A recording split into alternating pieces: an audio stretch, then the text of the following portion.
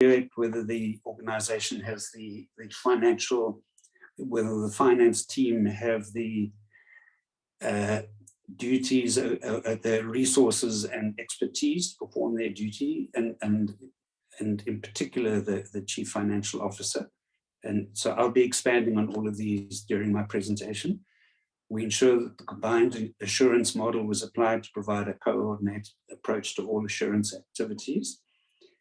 And we as I said, we fulfill our oversight responsibilities in the integrated annual report, or we report on that. Going into a bit more detail on the activities, Chair. Moving on to slide 5, in terms of external audit, we assess their independence, which is vitally important in the audit arena. As your committee would know, Chair, the vast majority of audit firms who are capacitated to do work for AGSA on a contract basis do indeed do that. So finding an independent auditor has always been a very difficult task for the audit committee, to us to identify a firm and then recommend them to your committee for appointment. And as you know, the appointments are for 5 years with a possible extension for another 5-year period. But each year your committee actually appoints the external auditor, which is similar to a company where at the AGM every year the members of the shareholders vote in terms of reappointment of the external auditor. So we as I say, we've made sure that they are independent, that they don't have any conflicts, and they do the audits under the direction of the engagement partner, who's Mr. Rakesh Khandu. When they were first appointed, Chair, we went through a process of, I think we had 4 tenders before we were successful in finding a suitably qualified firm. Your committee at that stage was disturbed that they were a level 7 broad-based Black economic empowerment entity. They have worked very, very hard, and they got up to a level 4 for a couple of years. They had originally targeted to get to level 3 last year, but missed that. But we are very pleased to inform you that they have achieved a level 3 rating this year, which I think is a really good achievement on their part. They do have initiatives in place, particularly for some of their senior managers, but unfortunately they haven't yet passed the final qualifying exam, so they cannot be appointed as directors or partners, but they are focusing on that, and they are continually on the lookout for other suitably qualified people to help them improve further. But I would say that is going to be quite a difficult task for them. But we will support them to the extent we can, as much as possible. Going on to slide number 6, we review. They present an audit plan to us, and we review the approach and the risks that they have identified in the plan.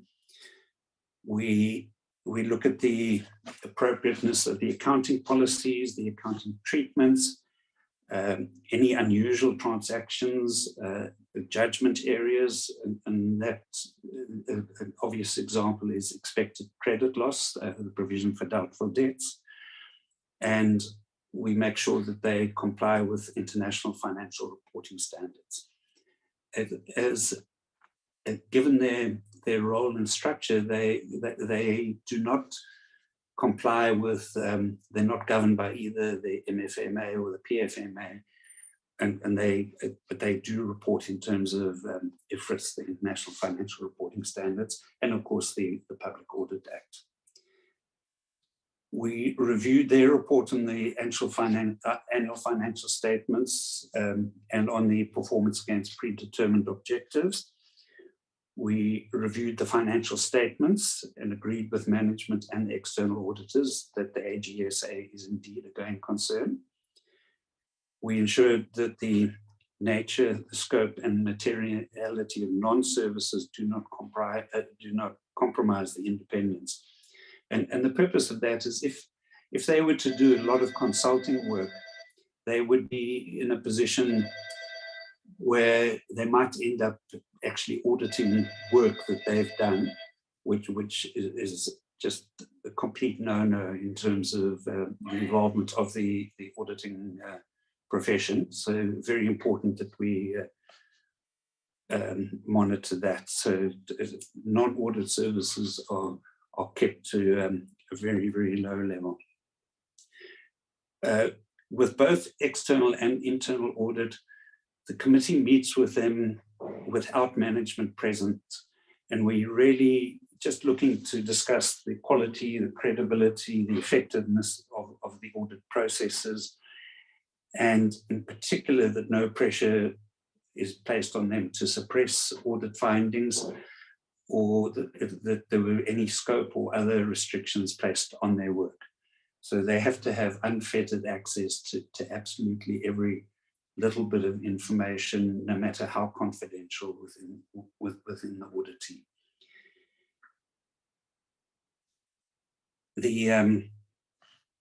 Having done all of those items set out above, we reviewed the management representation letter that is presented to the auditors by the AG and the DAG, and we were satisfied with everything that we'd done and what had been presented to us, and we recommended to the DAG that he may go ahead and sign the financial statements, and also to the AG and DAG who both sign off the integrated annual report. Moving on to maybe at this stage, Chair, I should say that we are satisfied with Crowe and with their performance, and would be requesting that your committee reappoint them as external auditors for the year ended 31 March 2023. From internal audit point of view, Ngabani Management Company have been the internal auditors for the last 3 years. They have terms of reference set out in an internal audit charter. They present a 3-year rolling plan and then an annual operation plan in terms of the internal audit charter, which is also reviewed with them and changes made if appropriate. The 3-year plan is, as described, a rolling plan. They do not audit the whole performance audit, internal audit of the whole of the organization. They assess risks, and high risk areas would be reviewed on an annual basis, but lesser items of lesser importance, lower risk, are reviewed on a rotational basis. So some of them might be reviewed every 2nd year, and indeed some of them only every 3rd year, but over a 3-year period, they will have covered the whole organization.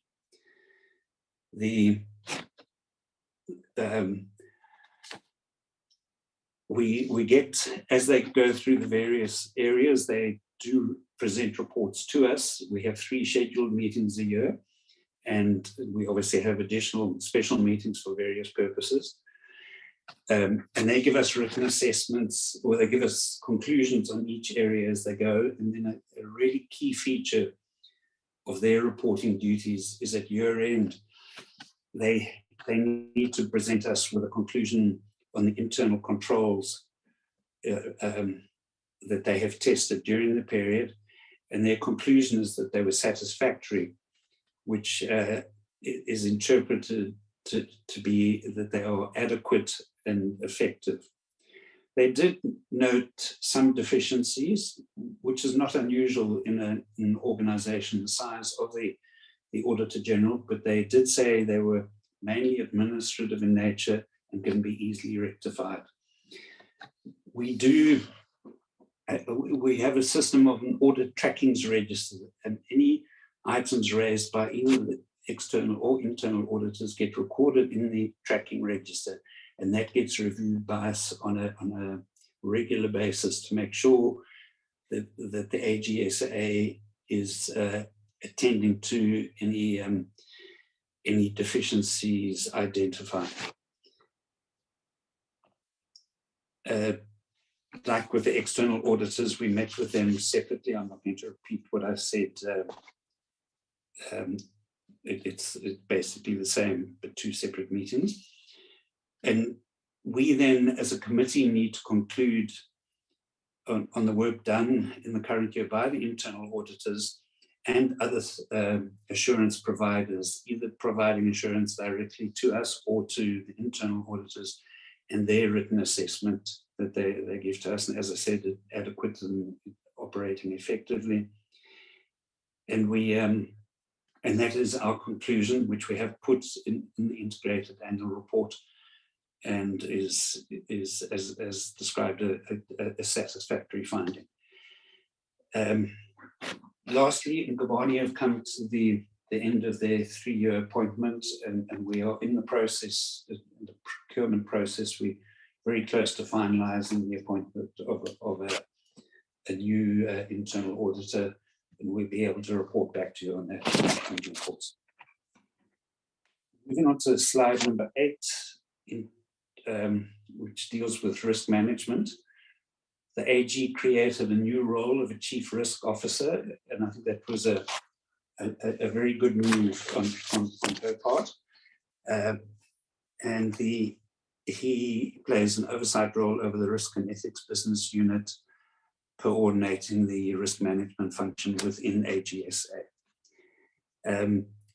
They keep abreast of all developments and risks within the organization.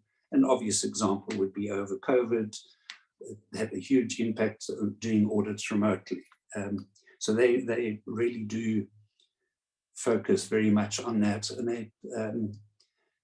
they also have done quite a few real-time audits on the procurement processes around COVID and on the Natal, the KZN floods a couple of years ago, or last year I think it was. So they need to manage the risks to an acceptable level. No organization has no risks, and it's impossible to treat every single risk, but you need to do what you can do to mitigate risks, and that they do. A key feature of their work is to develop a risk appetite statement. So you look at your risks and you then decide what is an acceptable level of risk and what is not. And they have done that during the period. An example of that, Chair, would be in terms of the financial reserves of AGSA. While AGSA has a goal of having 3 months reserves in place, that's a stretch goal. So the risk statement doesn't, it used to at a point have the 3 months as an acceptable level. What we've refined this year is that's the goal, but the warning bells start ringing if it's less than 2, and if it gets to 1.5, there would be a very, very strong effort to address that. So that's just one example of items that would be on the risk appetite statement. So we review. Sorry, Chair. Yeah. Just hold it there. Can I check that the AG back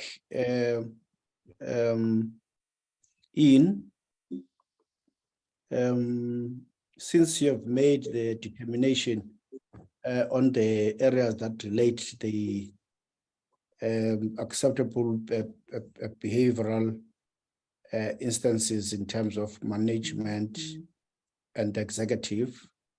The areas that you are getting into are more on the content basis of what is taking place in as far as the audit outcomes are concerned.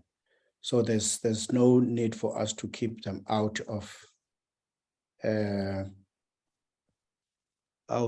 the connectivity, so that the AG should be part and the team of the meeting. AG? Yes, thank you very much, Chair. That's fine. We'll make sure that the team is here. I think most of them are here as things stand, but thank you for that confirmation, Chair. Okay, thank you very much. Okay. Well, good. The chair, you could then continue. Thank you, Chair. So as I say, the risk appetite statement, the two aspects of it, we look at what's happened during the year, and then we also approve the risk appetite statement going forward, so for the year ahead. And similarly, the combined audit assurance matrix, the combined audit assurance model looks at the risks in an organization and how they are addressed. And there are three levels of assurance. The first is the assurance within the organization provided by management reviewing and checking the work that has been done within the organization. Then there is a second level of assurance that comes from committees that are involved in oversight. An example would be the EXCO role. And then the third level is external assurance providers like internal audit and external audit, and the audit committee, although some models extend that, and the AGSA actually sees the audit committee as a fourth level. So while traditionally the combined assurance model had three levels, AGSA has chosen to introduce or call us a fourth level. I mentioned earlier, if we move on to slide 9, the assessment of the finance function and the chief financial officer. We believe that the finance team is very well resourced and are very well positioned to provide fulfill the very importance of managing the finances of the organization. In terms of the chief financial officer, there was a change during the year, but it was the very last month of the year. But we were very happy, and not surprisingly, with the expertise of the former chief financial officer. I think we reported back last year that she was recognized publicly in terms of her role and won awards of a very significant nature.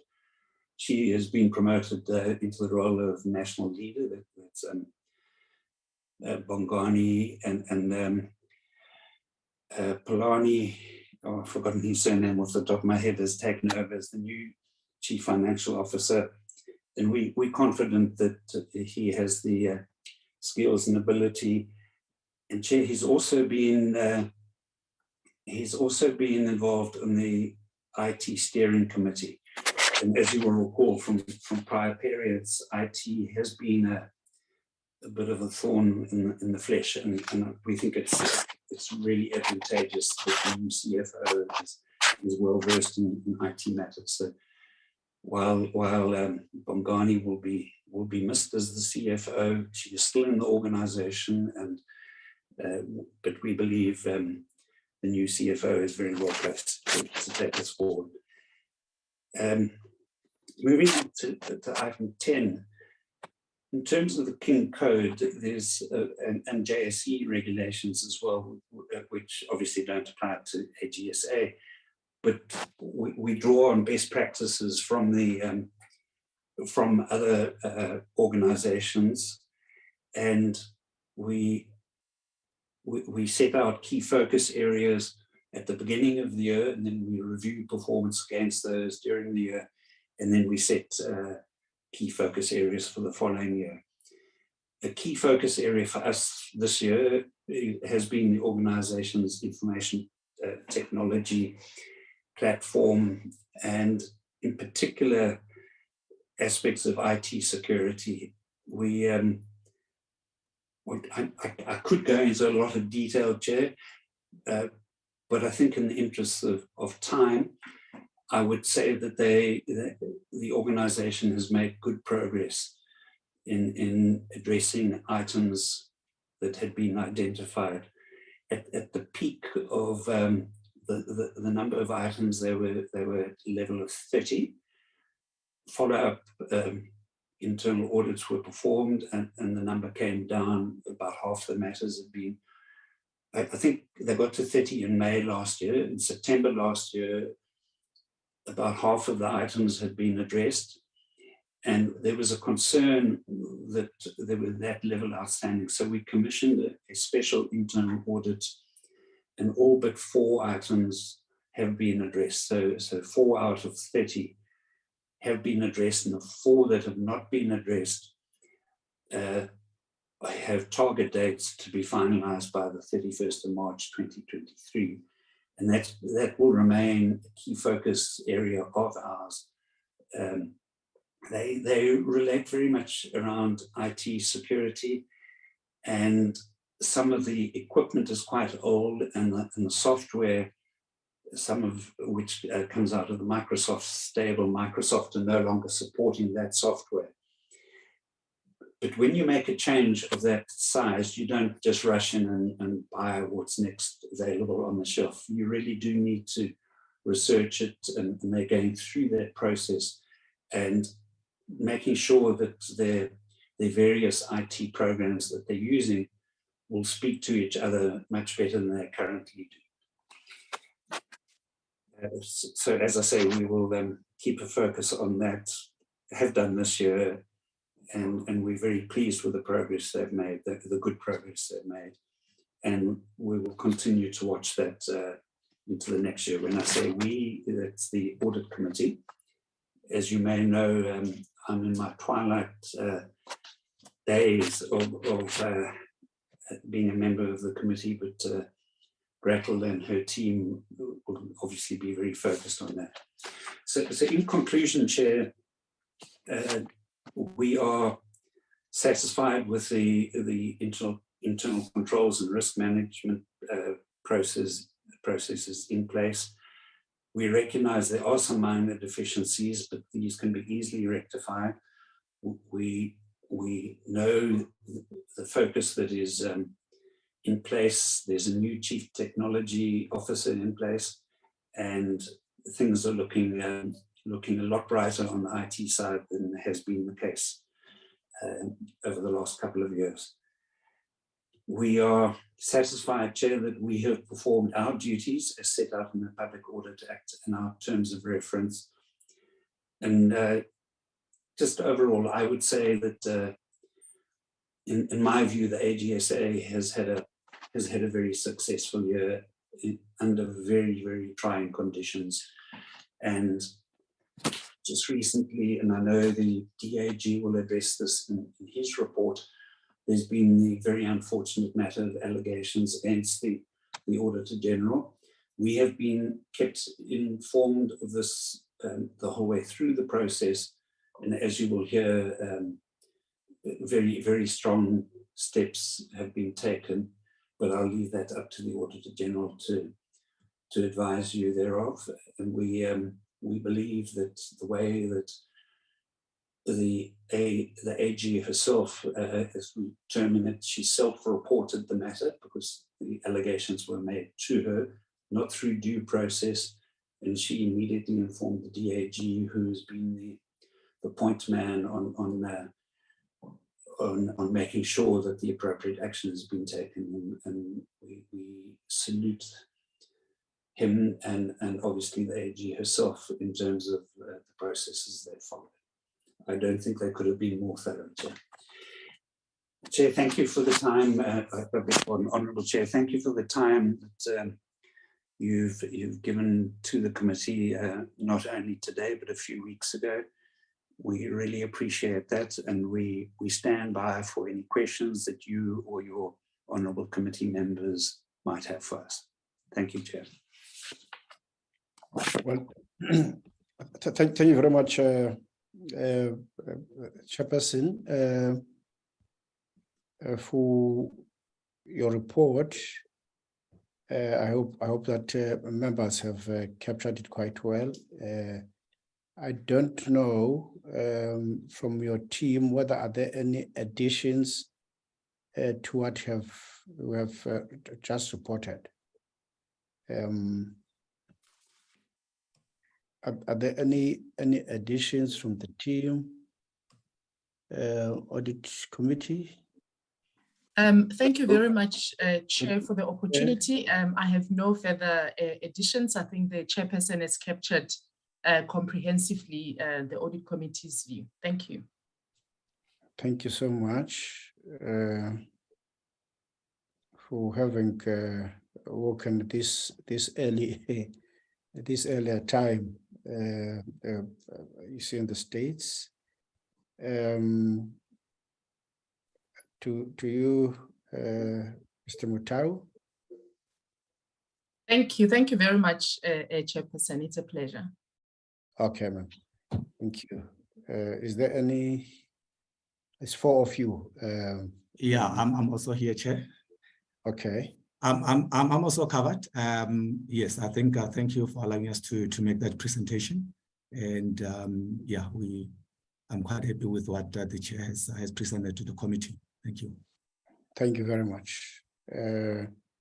Meaning therefore all members of the audit committee confirm the report as tabled by the chairperson of the audit committee here in their presence. Thank you very much. Honorable members, you have heard. If you could only flight two areas which you wanted attention from us. One is the area that relates to the reappointment of the external auditors for a further 1-year period. And while the area that relates to the internal is going to be undertaken by yourselves through the processes in terms of procurement, and you are on those instances.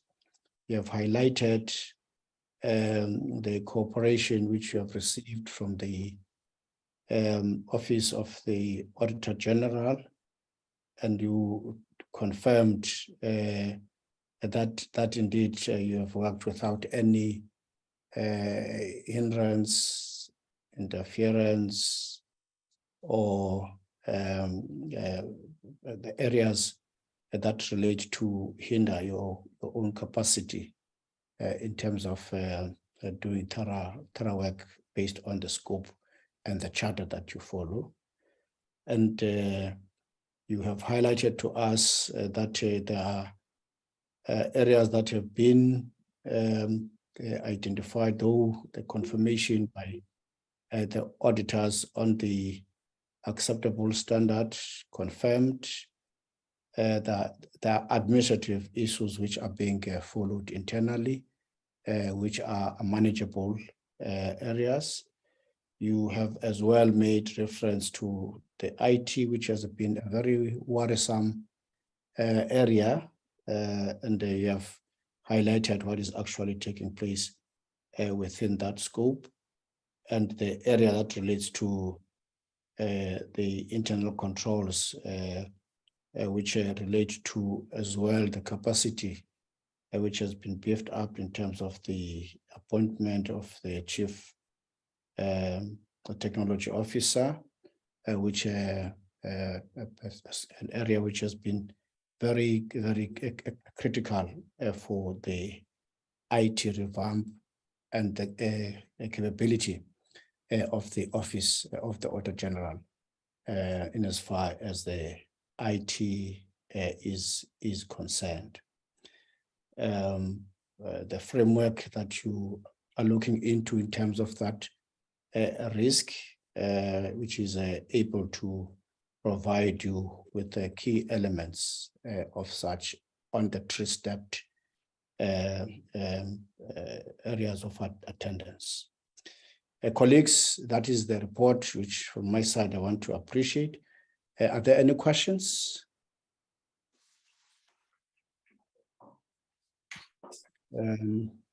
Looking into... If you don't want to use lunchtime, you can do it this evening, so long as you get it done today. Not talking about lunchtime here. Who's already talking about lunchtime? It's in the morning. Honorable Matafa, see your hand. Yes, Chair, it's my hand that was up. That's right. Chair, no, I don't have a question per se, but just to support your response to the presentation, which I thank the presenters, the Audit Committee, for providing a clear assessment report to us. I also just highlighted a few, one you have touched on, which is the recommendation for the reappointment of the external auditors, but also maybe just to appreciate the efforts of the AG in ensuring that the high standard of recruitment is maintained, due to the input by the Audit Committee that the replacement of the CFO was done with a person who's competent and fit to be able to carry the responsibilities of the role going forward with the required skill. And one thing that I noted again, which is my last point, would have been the statement that there has been improvement on the identified performance indicators from the previous assessment. Maybe what was missing, or maybe I might have missed it personally, if it's there in the presentation, which specific indicators were flagged in the previous assessment and how far have they been improved? Even if it was percentage-wise or number-wise, it would have assisted, because there was just a statement, which we commend and welcome, to show that the AG is responsive to the areas that the Audit Committee is raising.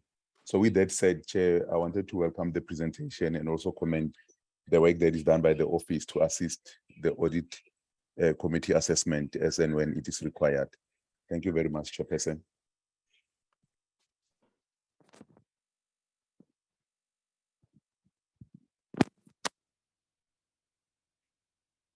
Chair, I think you're muted, Chair. Sorry. I was talking to myself. I was trying to say thanks for the your comments, Honorable Matafa, but must as well take note of the fact that the AG is still going to provide detail on some of the areas which have been reflected by the Audit Committee, and more especially on the performance side. But thank you for your comments. Honorable Mpushe. Thanks, Chairperson. Good morning, everyone. No, Chair, I just have a slight clarity that I need, Chairperson, on the old equipment that they are using, that they referred to. He said they need research and assessment for it to be changed. My clarity is on the fact that, are they in the process of doing that so that they can be able to change it, so that it can be updated, Chair? Thanks. Thank you very much, Honorable Mpushe. Are there any other comments or questions? It looks like those are the two. I'm going to give over to the chair or any member from the committee who would want to respond or comment. Yeah, thank you, Honourable Chair. Yeah, it's a very good question that has been raised. Yes, indeed, they are. This is a very high priority for them. Honourable Chair, the Chief Technology Officer, I'm pretty sure is on this call. I don't know if you want to go into the level of detail of perhaps asking him just to give a quick summary of the work in progress. That's why I've made reference to the fact that the AG is still going to table the report, taking that some of the elements which have been asked would be carried through that report in terms of the detail. It's only the summation that we have somewhat accepted from your side in terms of the undertaking on the scope. What Honorable Matafa was referring to was a percentage area in terms of improvement. I thought that we have made reference to the fact that there were 30 areas which were flagged. Out of that 30, some were achieved, and you have to follow 4 when thereafter where the 4 was somewhat successfully addressed. So currently, you are left with 4 areas which you think in terms of that performance, you would have wiped out those areas of challenge. That's the area which I thought that maybe I want to put emphasis on. So let's take note of the technology officer. We will give time when the AG is giving the report, something which I take that is carried in that report. Yes, Chair, you're quite correct. I think the DAG is going to be reporting, and there is a slide on the progress on the technology optimization journey in the slides he's going to be presenting. So I think it's appropriate that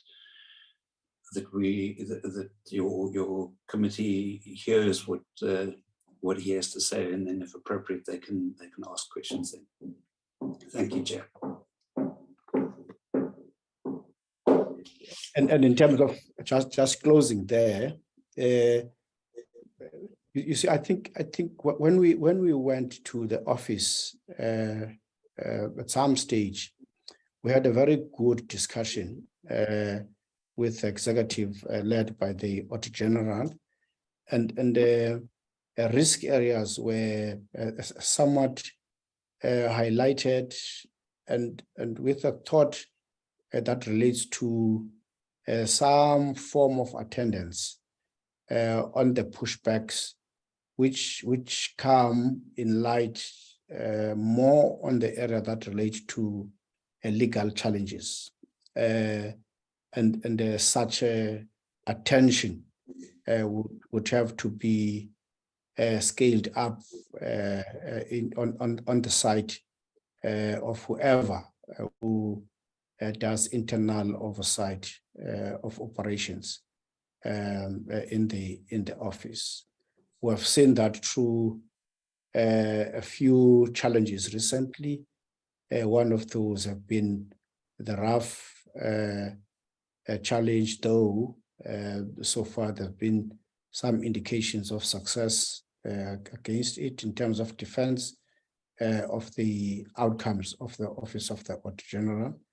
But it tells somewhat that the more the implementation of the PAA is going forward in depth, there are going to be some areas that relate to that form of risk, which ought to be attended to in terms of the legal unit, which is a specific area of attention around those areas, let alone the internal environment, which might as well be an environment which would need some way of focus looking into the recent past events, which I think you have highlighted, and we appreciate the attention that has been given upon such and the success thereof.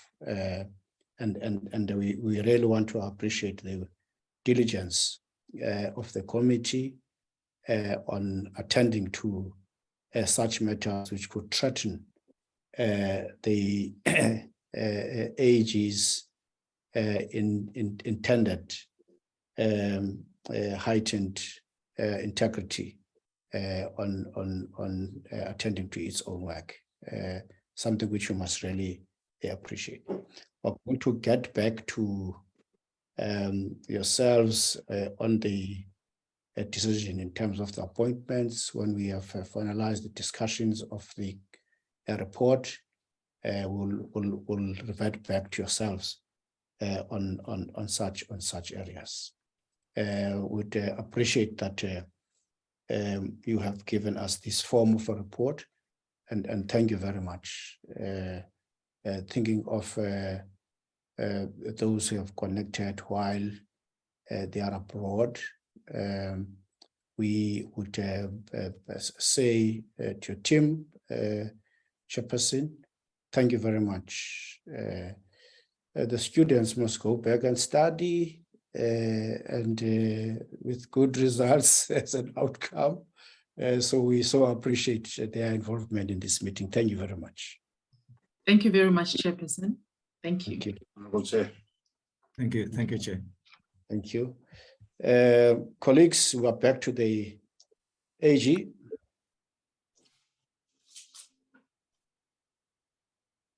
Yes, Honourable Chair, I'm right here. Okay, we're giving over to yourself on the detail of the report and your team. Welcome, DAG.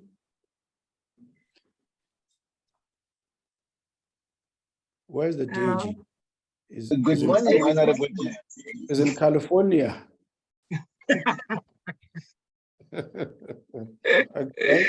Okay. Okay, thank you very much, Honourable Chairperson, and I'd like to greet the honourable members that are in the meeting this morning, and thank you for the opportunity to share with you the work of the office over the last year. The annual report that we tabled basically by the end of September this year, in line with our obligations, is an important instrument for accountability for the office. It transparently accounts for the performance of the institution over the year, and the year we're referring to is the one that started 1st of April 2021, ending in March 2022. It was still the year in which we were still dealing with the difficulties of the COVID-19 pandemic.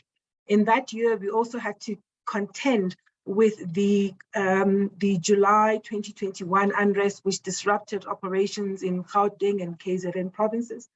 It really was a time where we were dealing with heightened expectations from stakeholders, not just from the amended powers and the MI processes, but also in terms of the expectations for us to do further work, including the real-time audits. This year that we're reporting on marks the last year of the operations under the strategy that we call the 4V strategy. That's a strategy that it was informed by the vision that was set by the now late AG Kibi Magwedu, my predecessor. May his soul rest in peace. As the chairperson of the audit committee indicated, we're now, as of the 1st of April 2022, working on a new strategy called Culture Shift 2030. This report, Honourable Chair, indicates that the 4V strategy served this office extremely well. It shaped our responses to an ever-changing set of dynamics within which we had to operate. And so the account that we'll share with you gives you a sense of an office that continues to perform even in these contexts. In this year, we undertook over 1,000 audits, 1,060 audits across the country.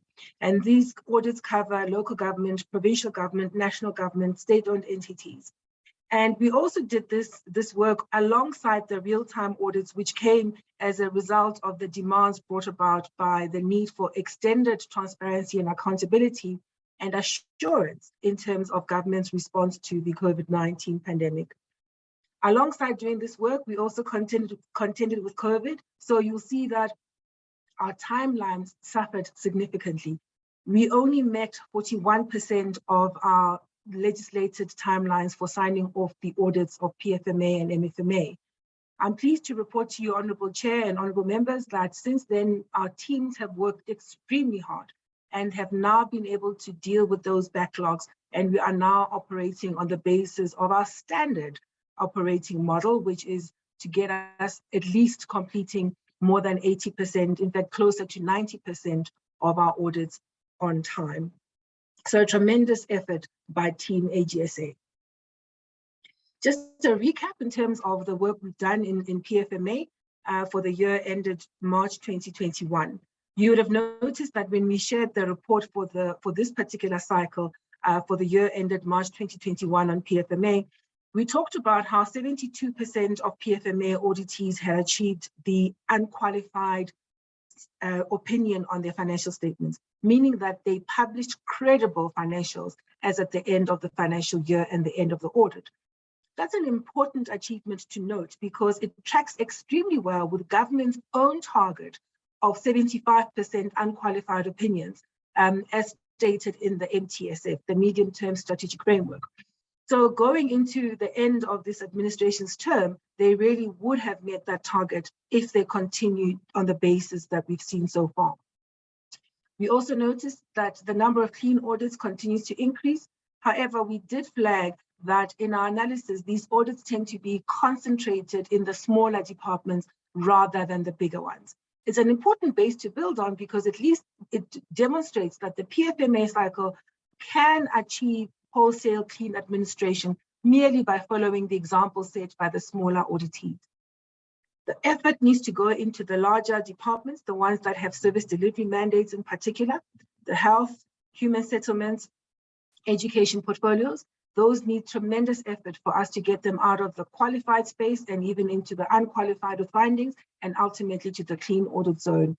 It is only when those departments put in place the type of controls that will guarantee credible, reliable, dependable financial management and reports, the type of disciplines that underpin performance planning, monitoring, and reporting, as well as the type of disciplines that will safeguard the rule of law, making sure that especially procurement is conducted in a way that's consistent with the prevailing norms and prescripts.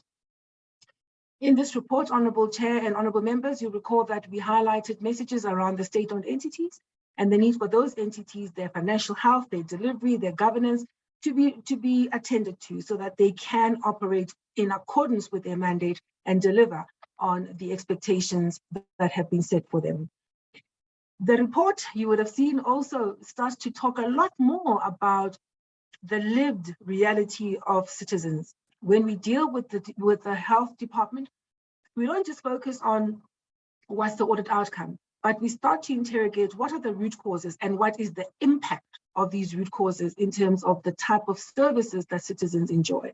And we've also flagged even the risks around poor planning and coordination in human settlements in terms of the impact of people not getting houses when they should, or even the quality houses that they should. We talked in the health department, the matters relating to financial health, brought on significantly by the lack of proper management over those medical legal claims and the need for those negligence claims to be managed at the root cause level so that the risks to the fiscus do not continue to grow as what we've seen. And our report also dealt with infrastructure. I shared this reminder with the honourable members of SCOAG to highlight that the work of the office continues to be deepened using and deploying the different skills that we have in the environment, but also making sure that our insights not only allow those that run government to have the type of information as soon as possible that helps them to take the corrective action, but it also allows Parliament and councils and provincial legislatures to drive the accountability mechanisms that must be brought to bear with a clear line of sight of what the performance issues are, so that we run away from just dealing with the audit outcomes, but look at it in terms of audit outcomes as an indicator of the integrity, the performance, the transparency and accountability of that public institution and how that can be strengthened. On the MFMA cycle, these audits were conducted and concluded within the performance period that ended on the 31st of March 2022. However, the report, as you well know, we would have published in the middle of June this year. And that report highlighted that the lot of local government continues to demand significant effort by everybody in the accountability ecosystem. We pinpointed the role of managers in local government, the role of councils, the role of mayors. We also pinpointed the need for provincial governments as well as national governments to up the game in terms of their own contribution to strengthening accountability and ultimately strengthening the integrity of these public institutions, municipalities and public entities, so that they do deliver on their mandate to deliver services to citizens, and also that they do maintain their viability such that they can offer services over generations of citizens. In terms of that local government audit, you'll recall that we also highlighted the need for the sphere to do away with these disclaimer audit opinions. And we went so far as to not only enforce accountability by using our powers to refer matters to other public bodies, to issue MIs for people to at least submit financial information, but also to deal with disclaimers decisively. We highlighted the link between dysfunction at the management level, financial management level, and dysfunction in terms of the service delivery aspects. We also highlighted the issues around infrastructure.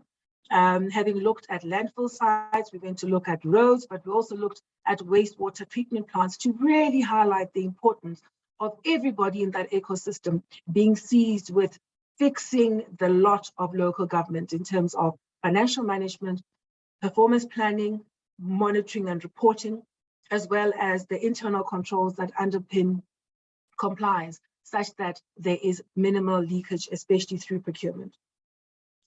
I now move on to reflect on how we've applied these powers. The honourable members may recall that we did indicate that we'll be issuing a detailed report on the MIs for both cycles. That will give you a sense of exactly where we are in implementing these powers. However, for the purposes of the conversation today, I just want to highlight that the office has done significant work to prepare ourselves in terms of making sure that we train our staff, we have the right sort of procedures, we procure expertise that is needed for us to execute on this mandate properly. We have fast-tracked the implementation of these powers far beyond what we had originally set as our implementation plan. As you know, we've been phasing in the implementation of the MI in terms of the definition, but also in terms of where we were implementing the MIs at selected auditees. In the year up to the end of March 2022, we had implemented the MIs at 189 auditees. And we had selected these auditees based on risk assessments, on what it is we've experienced before, but also on their impact in terms of the fiscus, in terms of service delivery. Through the work we've been doing, we've been improving not only the pace of identifying material irregularities, but also the quality of those material irregularities. And it is our experience, Honourable Chairperson and Honourable Members, that this instrument is starting to have the type of impact that it should, not only in terms of enforcing accountability, but also in terms of equipping those that run government with the information and the caution so that they can take corrective action quickly. I'll deal with that a little bit later on as we go. But for the purposes of this slide, it's really to say that we have made tremendous progress in implementing our powers in a way that's not only consistent with what we promised, but even beyond that. The next slide deals with the type of MIs that we've been identifying. So we've identified a total of 327 MIs. This was as of the 15th of April, 2022. Since then, we've completed the PFMA cycle, which we will report on in next month. So during the November 2022 period. There you'll see that we would have increased the number from 327 to a much bigger number in terms of the types and the number of MIs that we've identified. The MIs we found really are mainly in local governments. They account for the largest number, but there are also MIs in provincial and national government. We've estimated a financial loss of 14.77 billion rand associated with those 327 MIs.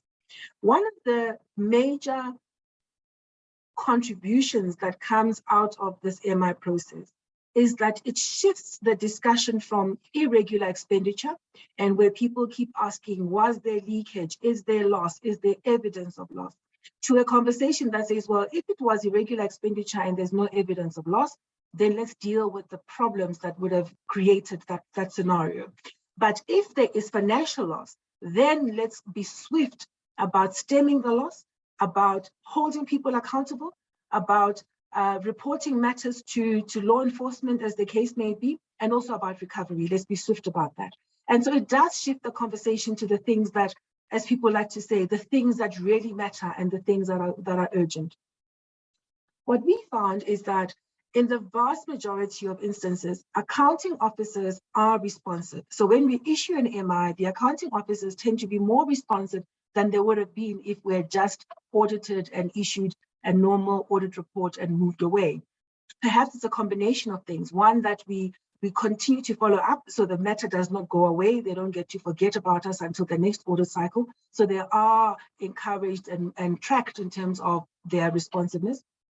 But perhaps the other incentive for accounting officers to respond is the idea that they may well face remedial action, which is binding, but also even the likelihood of a certificate of debt. Either way, we welcome this level of responsiveness, and we would encourage accounting officers to adopt the same type of responsiveness that we've seen to MIs to other audit reports, whether they are audit reports from the AG's office or from the internal auditors, so that over time we start to strengthen accountability and the processes that underpin performance within the public institutions. Where no appropriate action is being taken, we have not hesitated to invoke our powers. And I think on the next slide, we set out exactly where we have invoked those powers. I'll only point out one last thing on the, it's fine, you can stay, yes, Vedana, thank you.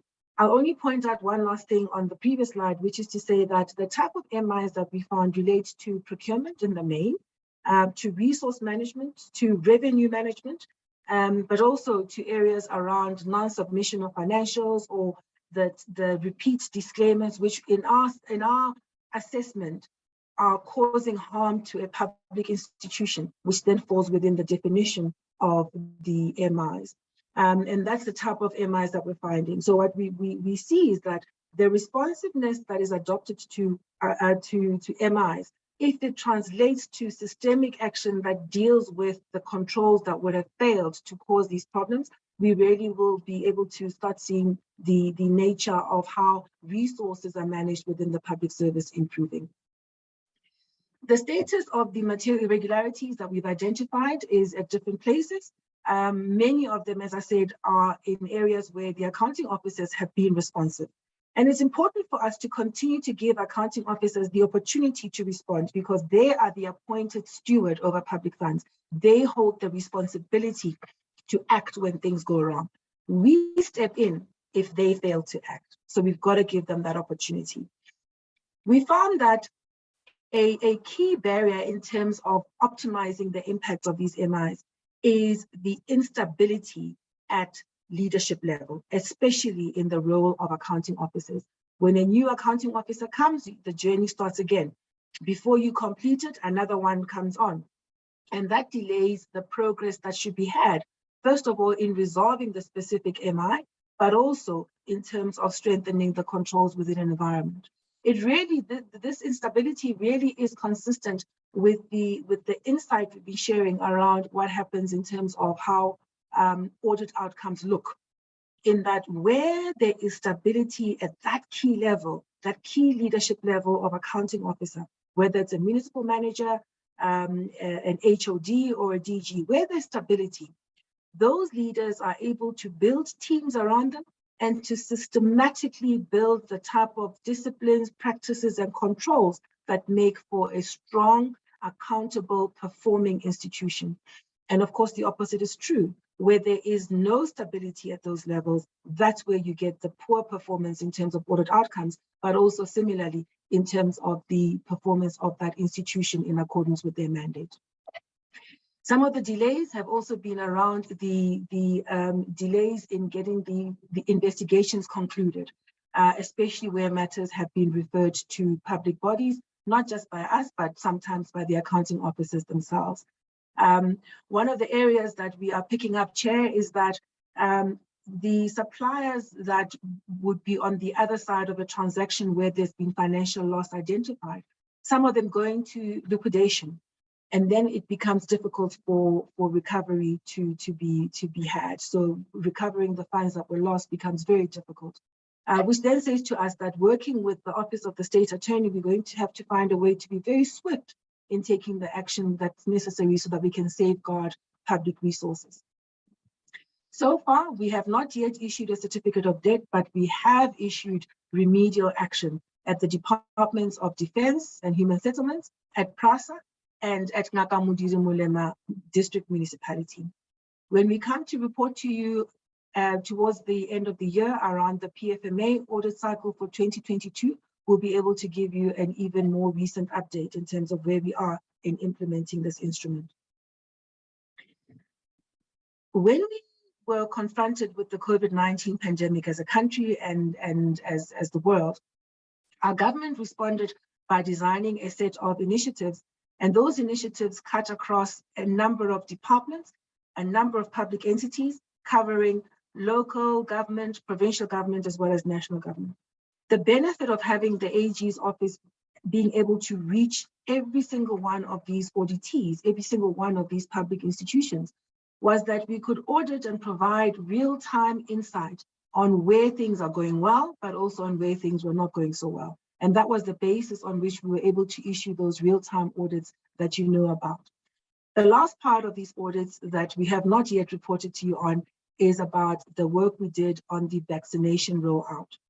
The real-time audit that we conducted there indicated that there was the benefit on procurement being centralized and being worked with the National Treasury on, and that prevented significant leakage.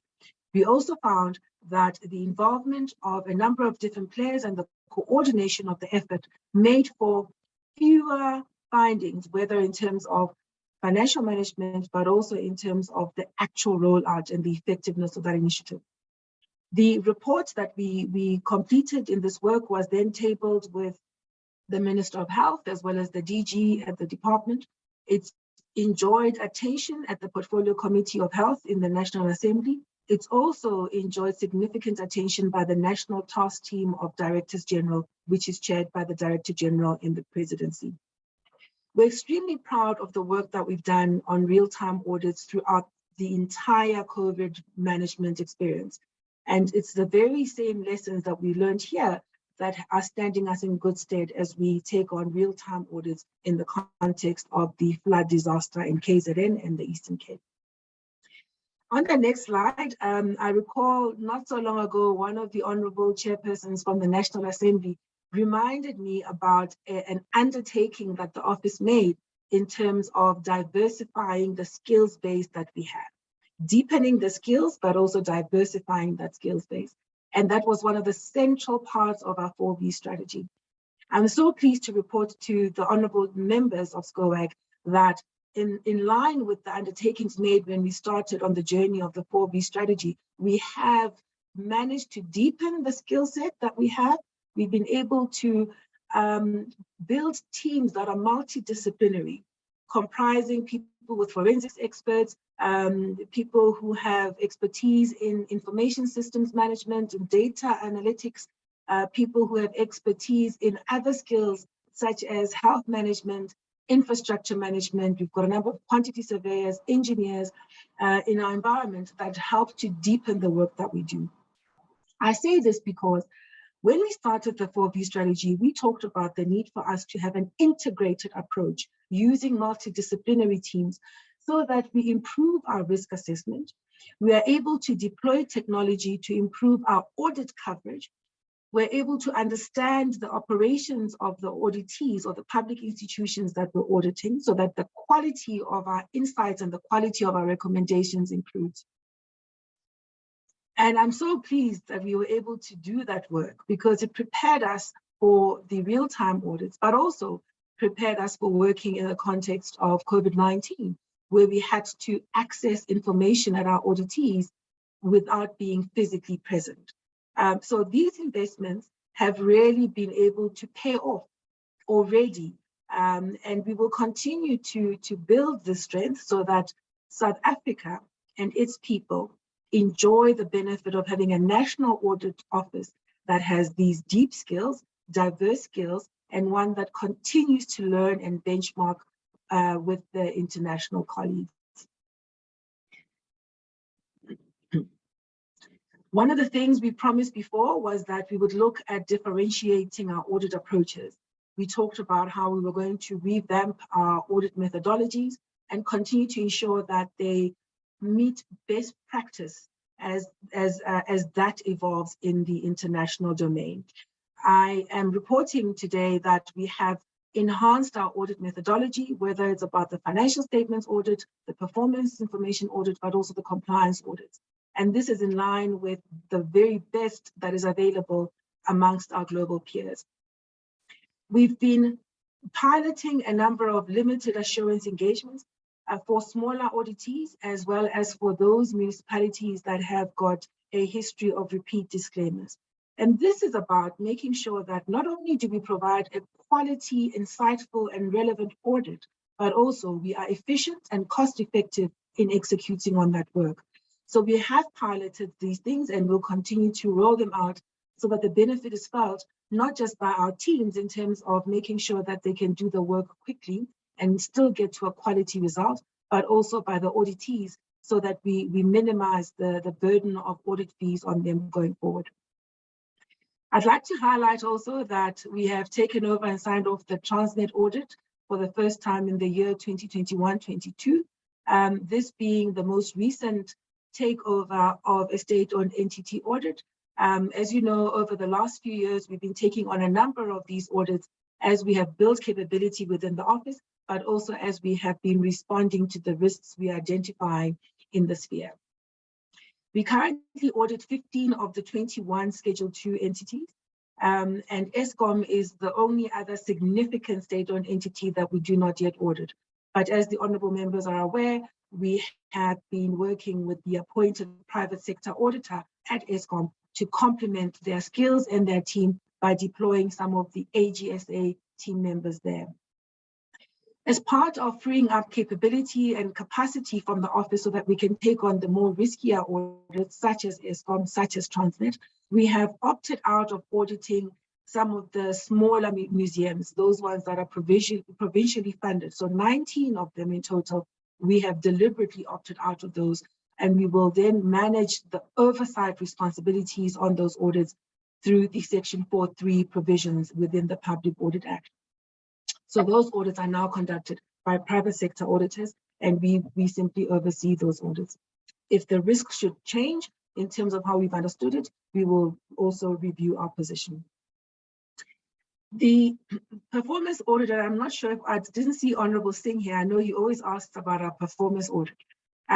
This year, one of the standalone performance audits that we've been working on enjoyed a follow-up audit that we conducted in this year.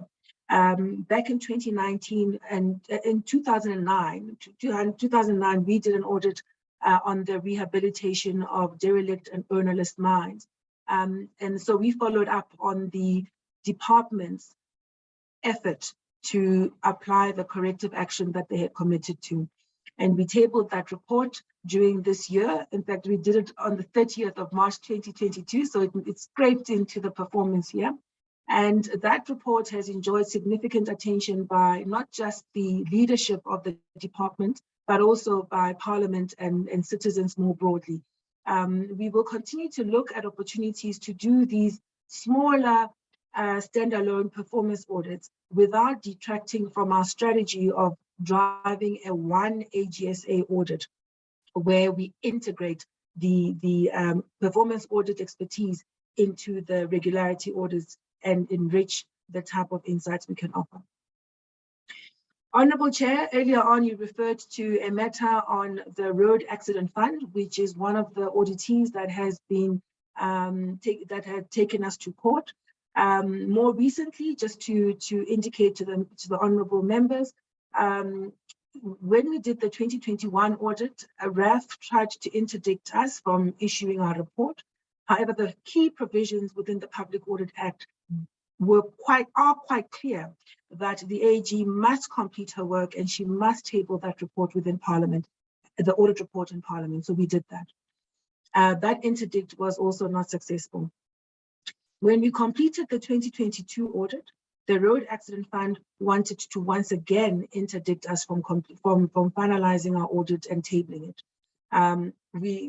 They went to court and the matter was heard last week Friday, and the judge there, a different judge, ruled that it would be inappropriate for the AG, an independent auditor of the public sector, to be precluded from doing her work in a way that's consistent with the constitutional mandate. And on that basis, we've been able to complete the audit and submit our audit report to the leadership of the Road Accident Fund. The National Lotteries Commission, Honorable Chair, is one of those auditees that had been pushing back in terms of the work that we do as auditors. And over the past financial year, they'd actually been issuing threats of taking us to court because of an audit dispute. They ultimately did not take us to court as what they had threatened, but we raised this so that the honorable members of SCOAG are aware of the type of environment within which our auditors operate and the type of threats that we have to contend with. We are not we are not people who think we have a monopoly on wisdom, not at all. We also are very clear that we welcome the leadership of auditees that take an active interest in the technical aspects of an audit, because that means they care about the work we do and they care about the audit outcome. So we welcome that, because that actually makes us sharper as auditors. It makes us better as an institution. What we do want to caution about is the tendency that we've been talking about, where there is threat, there is a sense of intimidation of people wanting to get their audit outcomes improved without doing the work, and then threatening us with taking us to court. It becomes a costly exercise, but it also makes it difficult for our auditors just to complete the work that they've undertaken to do, which is to audit and give an audit opinion. As the Supreme Court of Appeals ruled in the matter relating to the Western Cape Provincial Department of Agriculture, the AG's audit findings and audit opinions are not reviewable in terms of PAJA. It is an opinion. Yes, the opinion must be informed by proper analysis. It must be informed by proper technical assessments. And that is something that we continue to want to improve on. The difficulty is when auditees want to make it difficult for us to do our work by threatening the teams and by threatening the office with ongoing legal action. But we've indicated to this honorable committee that part of what we are learning around managing technical disputes on the audit base is that we've got to improve our own dispute resolution processes. And part of the conversation we will be having with the committee today is to consult with you on our dispute resolution mechanisms. And we're doing that as provided for in the Public Audit Act. And we're doing it so that we can make sure that our teams enjoy the benefit of being able to operate on their mandate without any fear, favor, or prejudice. On the matters of audit quality, the last couple of years, we've struggled to meet our very high standards in terms of audit quality, as the committee knows. And last year, we committed to the committee that we would continue to drive the improvements in terms of how we manage audit quality across the institution. I'm pleased to report that for this performance year, having subjected 70 engagement files for independent review of the compliance of those files with our high standards, 86% of those files pass the quality standards that we've set for ourselves. That is surpassing the target that we had set in terms of the number of files that should pass, which then gives confidence that the response plan that we had designed and we've been implementing is starting to work. This is an achievement worth celebrating, but it's also an achievement worth protecting, which then says to us as a team at AGSA that we have to continue to improve quality, to protect the quality of our work, because that's where credibility comes from. So the work that we've been doing in terms of supporting the audit quality machinery will continue to be strengthened under the project of the ISQM journey, which the audit committee chair referred to earlier on.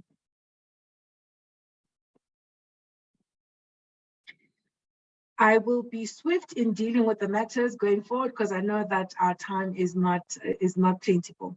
On the engagement, so the office has a pretty well matured process of engaging stakeholders, and our stakeholders include not only the accounting officers that we audit and report on, as well as the boards or accounting authorities, but we also include in our stakeholder framework all players within the accountability ecosystem, premiers at the provincial level, councils and mayors at the local government level, the provincial legislatures in every province.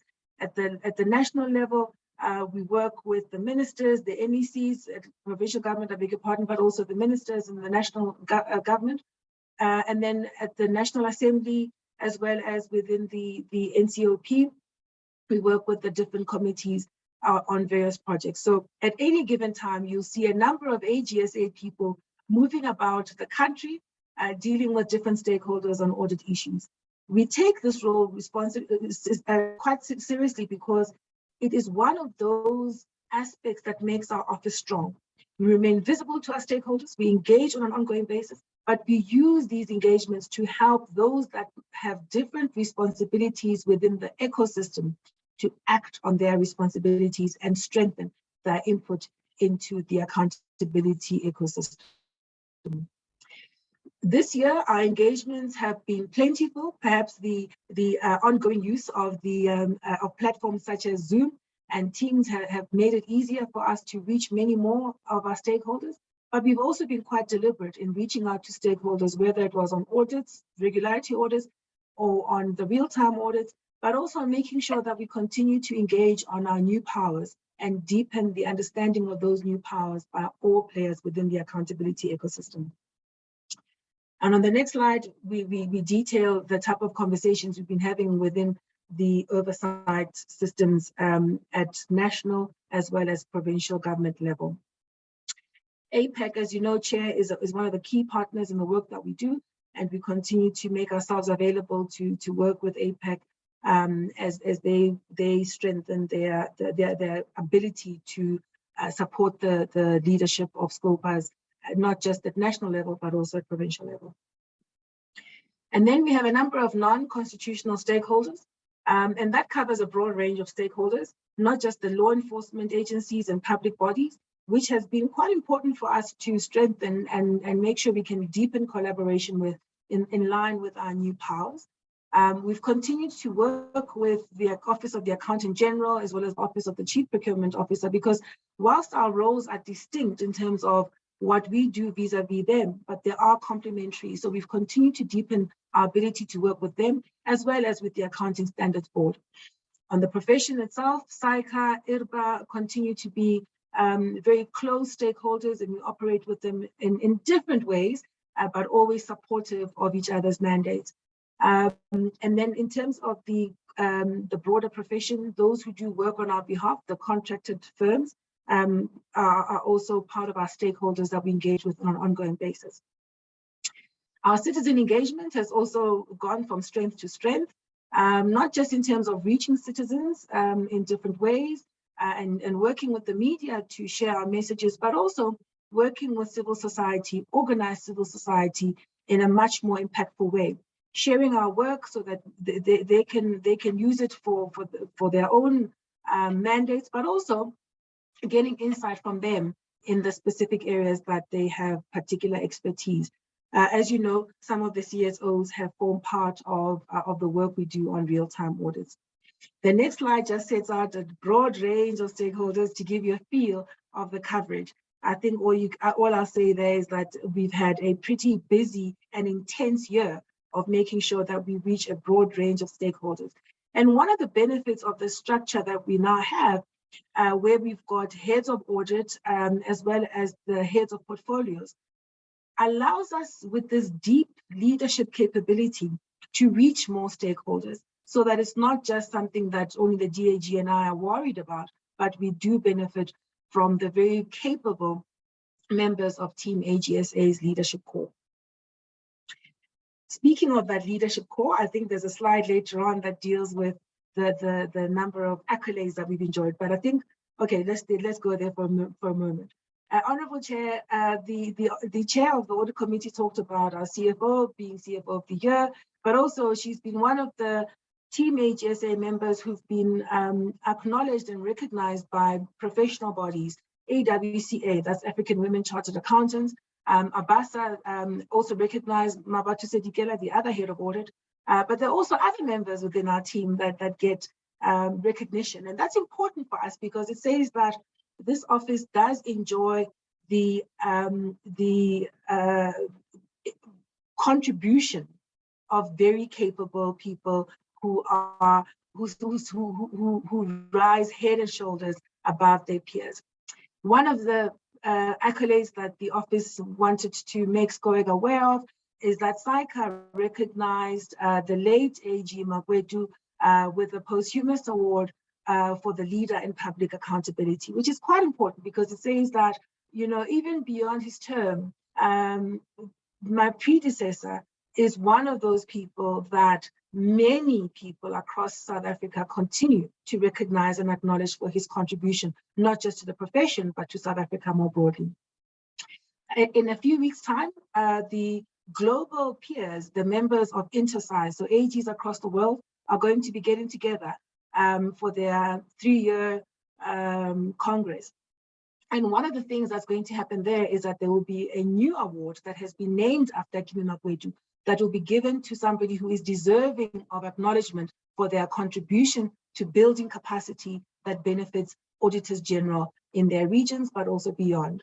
And I think that's yet another recognition that I'm very excited to be able to witness in the next few weeks. There was a slide that we skipped just to go back. I won't spend too much time on it, but just to give the committee a reminder that our presence on the global stage continues to grow from strength to strength. Not only do we continue to chair the capacity building committee of InterSci, which is one of the 3 gold chairs of InterSci, and we're doing significant work there, work that benefits our peers right across the globe in terms of capacity building. Our work on the continent also continues to go from strength to strength. We're very active within AfroSci, which is really the continental body of auditors general in terms of capacity building, in terms of technical developments, and we also actively work to support some of the SIs directly. You'll see on the slide there in the orange, the 3rd bullet there, we talk about how SAI Eritrea and SAI Rwanda benefited, amongst others, from AGSA staff that went to help them on specific things, just to give you a sense of the depth of the work that we do within the continent. We continue to house the Secretariat of AfroSci-E, which supports the capacity building and advocacy for the Auditors General of AfroSci, of African countries that are English speaking. We're a member of the Board of External Auditors for the AU, with one of the audits that's been designated to us being that of the African Court on Human and People's Rights in Tanzania. So we continue to also make a contribution in terms of strengthening the hand of the AU. And then in terms of professional exposure, we look for every opportunity for our staff to benefit from interacting with their peers in different spaces right across the globe. So that's a deliberate effort from us to make sure that the capacity of the office continues to grow and develop, but also the profile of the office continues to be maintained. The next slide is about the performance matters. The chair of the audit committee talked about our financials being audited. I'll just make 3 points. The first one is that the financial performance of the office indicates that, yes, we would have made 4 billion rand of revenues for the year. Part of it was also around the backlog audits. Our prudence in terms of how we manage our costs is standing us in good stead, even in an environment where our ability to pass on our costs in terms of audit fees is constrained, because we have to be sympathetic and understanding of the realities within which we operate. We don't have the ability to charge people audit fees just because we have to recover costs. We have to be responsible. And what you're seeing there is that just as much as we expect others to be responsible in terms of how they use public funds, we similarly are doing the same thing. Cost containment, driving efficiencies. And here you'll see that we were able to generate 141 million rand worth of efficiencies because we were able to deploy some of our team members to go and do audit in the local government sphere, even though they reside within the national audit department.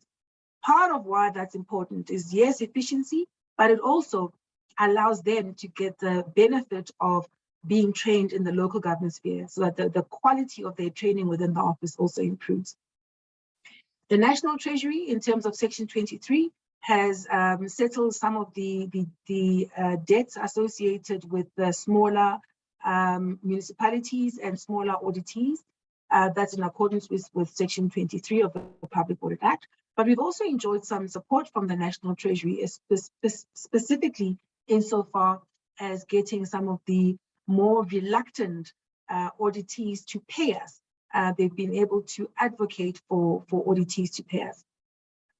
I say this because whilst we know that there are difficulties in terms of financial viability and therefore affordability of our audit fees, there also tends to be a reluctance to pay, a lack of discipline in terms of managing resources so that the Office of the Auditor-General's fees are actually met.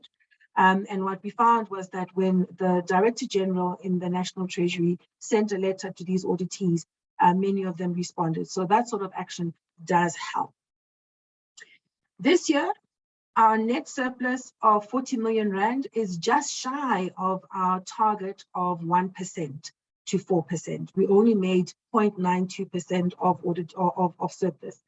This is important to note because it tells us about the fiscal pressures that we are all facing in South Africa. And what it does for us is it sharpens our eye in terms of managing costs, but also making sure that we are prudent in how we deploy our resources towards investing in capability for the audit office. As you know, this profit is what then becomes available for us to invest in the different technologies and other matters that make the office effective and strong. Our cash balance for the year was pretty healthy, and that was mainly because we put a significant effort into cash collections. This year, the office collected 5 billion rand of cash because of the concerted effort of the team that's led by the DAG. However, having said that we are collecting well, it is important for us to register with the committee that the ability to collect is limited because of the lack of payment by a number of auditees. The risks to collection remain in the local government sphere, but also among state-owned entities. That's where our biggest collection risk is. In fact, what you'll see is that state-owned entities owe us 243 million rand as at the end of the year, whilst local government owed 548 million rand as at the end of the year. Both of these sectors have a number of auditees that face significant financial health challenges. And that's what contributes to even our need to provide for the likelihood that we might not get that money back. Our debt book, which was at 1 billion rand as at the end of the year, has a provision against it of over 200 million rand, basically saying that we doubt that we'll be able to get 200 million rand of the money that's sitting on the balance sheet. So whilst we might talk about profitability and the fact that we are chasing the cash that we can, we are flagging the consistent risk that continues to worsen, in fact, around the ability of the office to get the cash that is due to it. On the people arena, our 3,765 staff members that make up for a large office. As at the end of the year, that was the number, 3,765 members of Team AGSA. The majority of those are women. I think I must mention that. But importantly... AG? Yes, Chair. AG? Yes, Chair.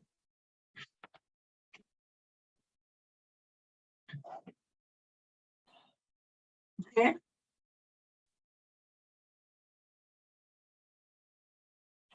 I'm wondering if it says maybe struggling to hear you. I can hear you clearly, but I'm wondering if maybe that's the challenge for the chair. AG? Yes, Chair.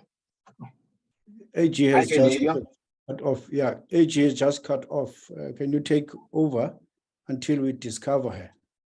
I think she's back on, Chair. I think maybe now I'm the right here, connection. Chair. We can hear him. Let's continue. AG. What was happening? I'm not sure, Chair, but can you hear me now? I hear you now. Okay, all right. Let me move towards the conclusion. Thank you, Chair. The point I was making is that the 3,765 members of Team AGSA, if you look at their profile, it matches the profile in terms of gender and race of South Africa as it is today. So our office really is a South African office. It is a young office. 67% of the people within Team AGSA are 35 years and younger. I often say that I'm part of the dinosaurs within the office. The next slide talks about the appointments and recruitments within the office. That was an area that the chairperson of the audit committee touched on in relation to the CFO. And I think consistent with that, I would just like to point out that our office continues to benefit from a strong leadership pipeline. So many of the senior management appointees are people who are being promoted from within. Whilst there may be a few people that come in as experienced hires, the statistics that are on the slide now demonstrate that we continue to be an office that benefits from its own pipeline. What that tells us is that we've got to recruit properly, and the key recruitment happens when people arrive at the office as trainee auditors. The 424 that joined us this year were trainees. We've got to make sure that we develop them, we continue to deploy them within different areas of the business so that they grow. We've got to make sure that we invest in their capabilities, be it technical or other competencies. And we've got to make sure that we build the type of leadership competencies that are good for the world and the office as it is today and what it's likely to be like tomorrow. So what that tells us is that whilst we have been benefiting from these, from the strong pipeline, we have to continue to invest in it. And as the world changes and as our context changes to become more complex and more demanding, we have to up the game in terms of how we manage the only resource, the key critical resource of the office, which is its people. And I'm quite comforted, Chair, that the executive team that's led by the Deputy Auditor-General is doing what needs to be done to attend to this area. The one area I want to just highlight in terms of the TA scheme is that our TA scheme is 1,100 strong. So out of the 3,600 people, 1,100 of those are people who are in training. Young people who join the office as graduates, coming straight out of university, and this, for many of them, is their first job. And they are there to get trained, and they are there to realize their personal aspirations to qualify as professionals. Our scheme is accredited by SAICA, which is the South African Institute of Chartered Accountants. It is subjected to the very high standards in terms of what that scheme should look like, and it is monitored on an ongoing basis by SAICA.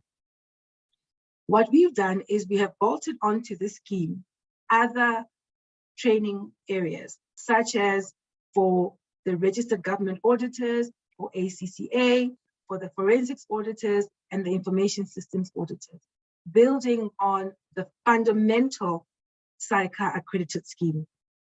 Our scheme is 20 years old, Chair. It dates back to the term of AG Feki, bolted on by AG Nombembe, and also significantly grown by AG Magwetu.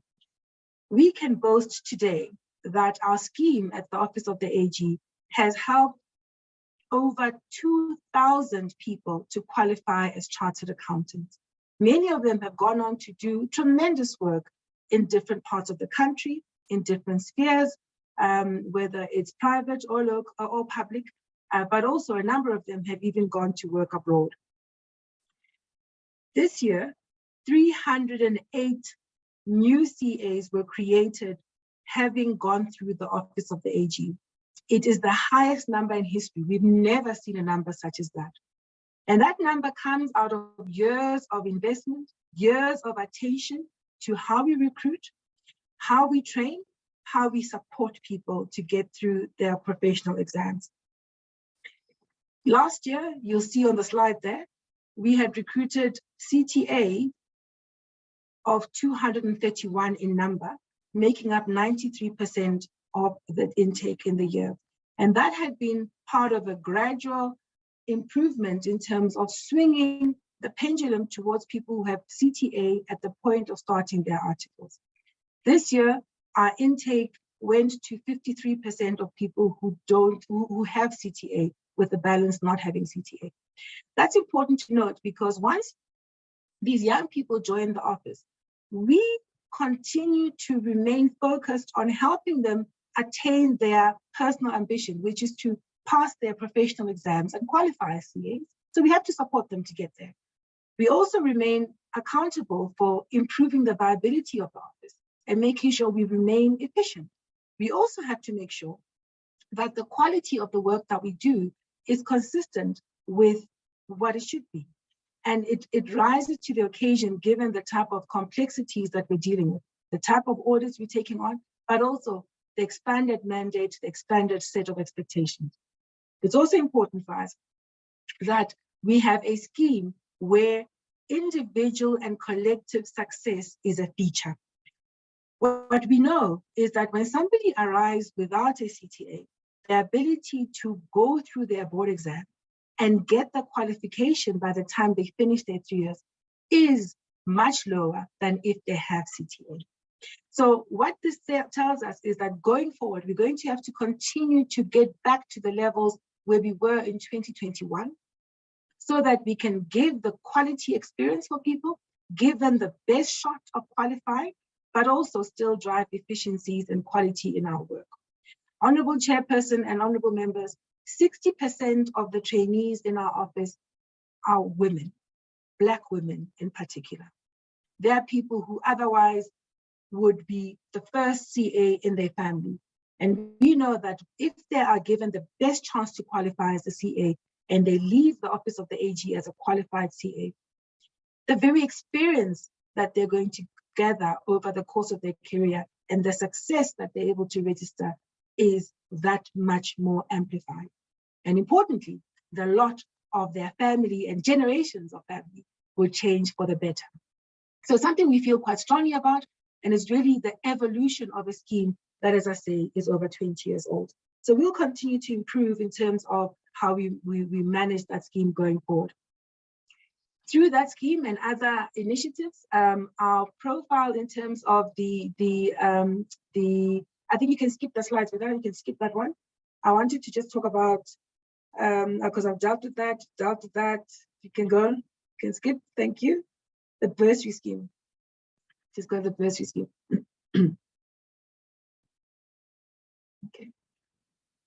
Okay, it's fine. Okay, just go to the bursary scheme for a second. Yeah, thank you. Chair, as a responsible corporate citizen, we invest in the opportunity, in giving opportunities for young people to go and study and qualify with academic qualifications that allow them to then build their career. Our work is still focused predominantly on the audit profession. Much of our bursary spend is sitting through the Tutuka Bursary Fund, which is a fund for the breadth of the profession and one that does extremely well. Celebrated 20 years of existence yesterday. And then there's a small amount that goes as individual bursaries that we issue directly. But much of the work that we do is through Tutuka, because these are the individuals who then form part of our intake, and that intake for recruitment purposes then forms part of our pipeline for the TA scheme, but also for leadership down the line. I think let's just go to the number of professionals. Honorable Chair and honorable members, there are over 1,300 audit professionals within the office. And on that slide, you'll see that 736 of them are CAs, 89 of them are qualified systems auditors, information systems auditors. 474 of them are members of SAIGA, which is the South African Institute for Government Auditors.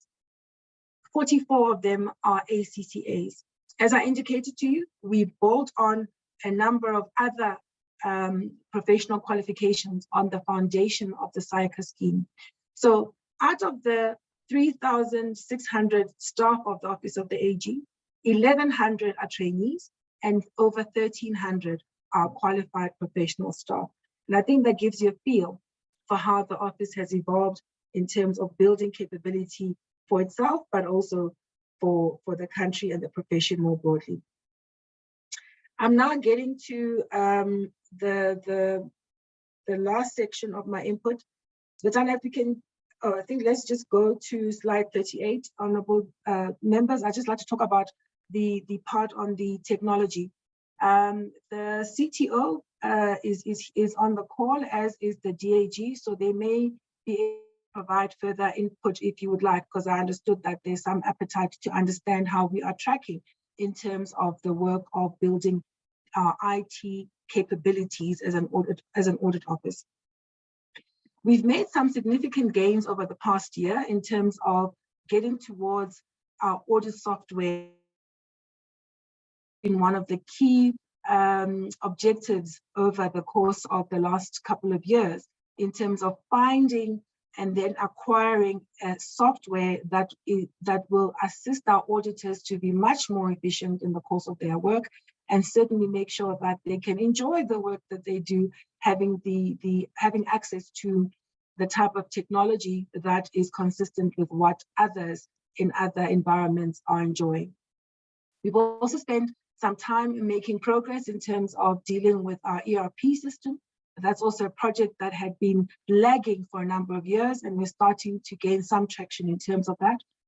We've also looked at the case management solution to help us manage our MI process.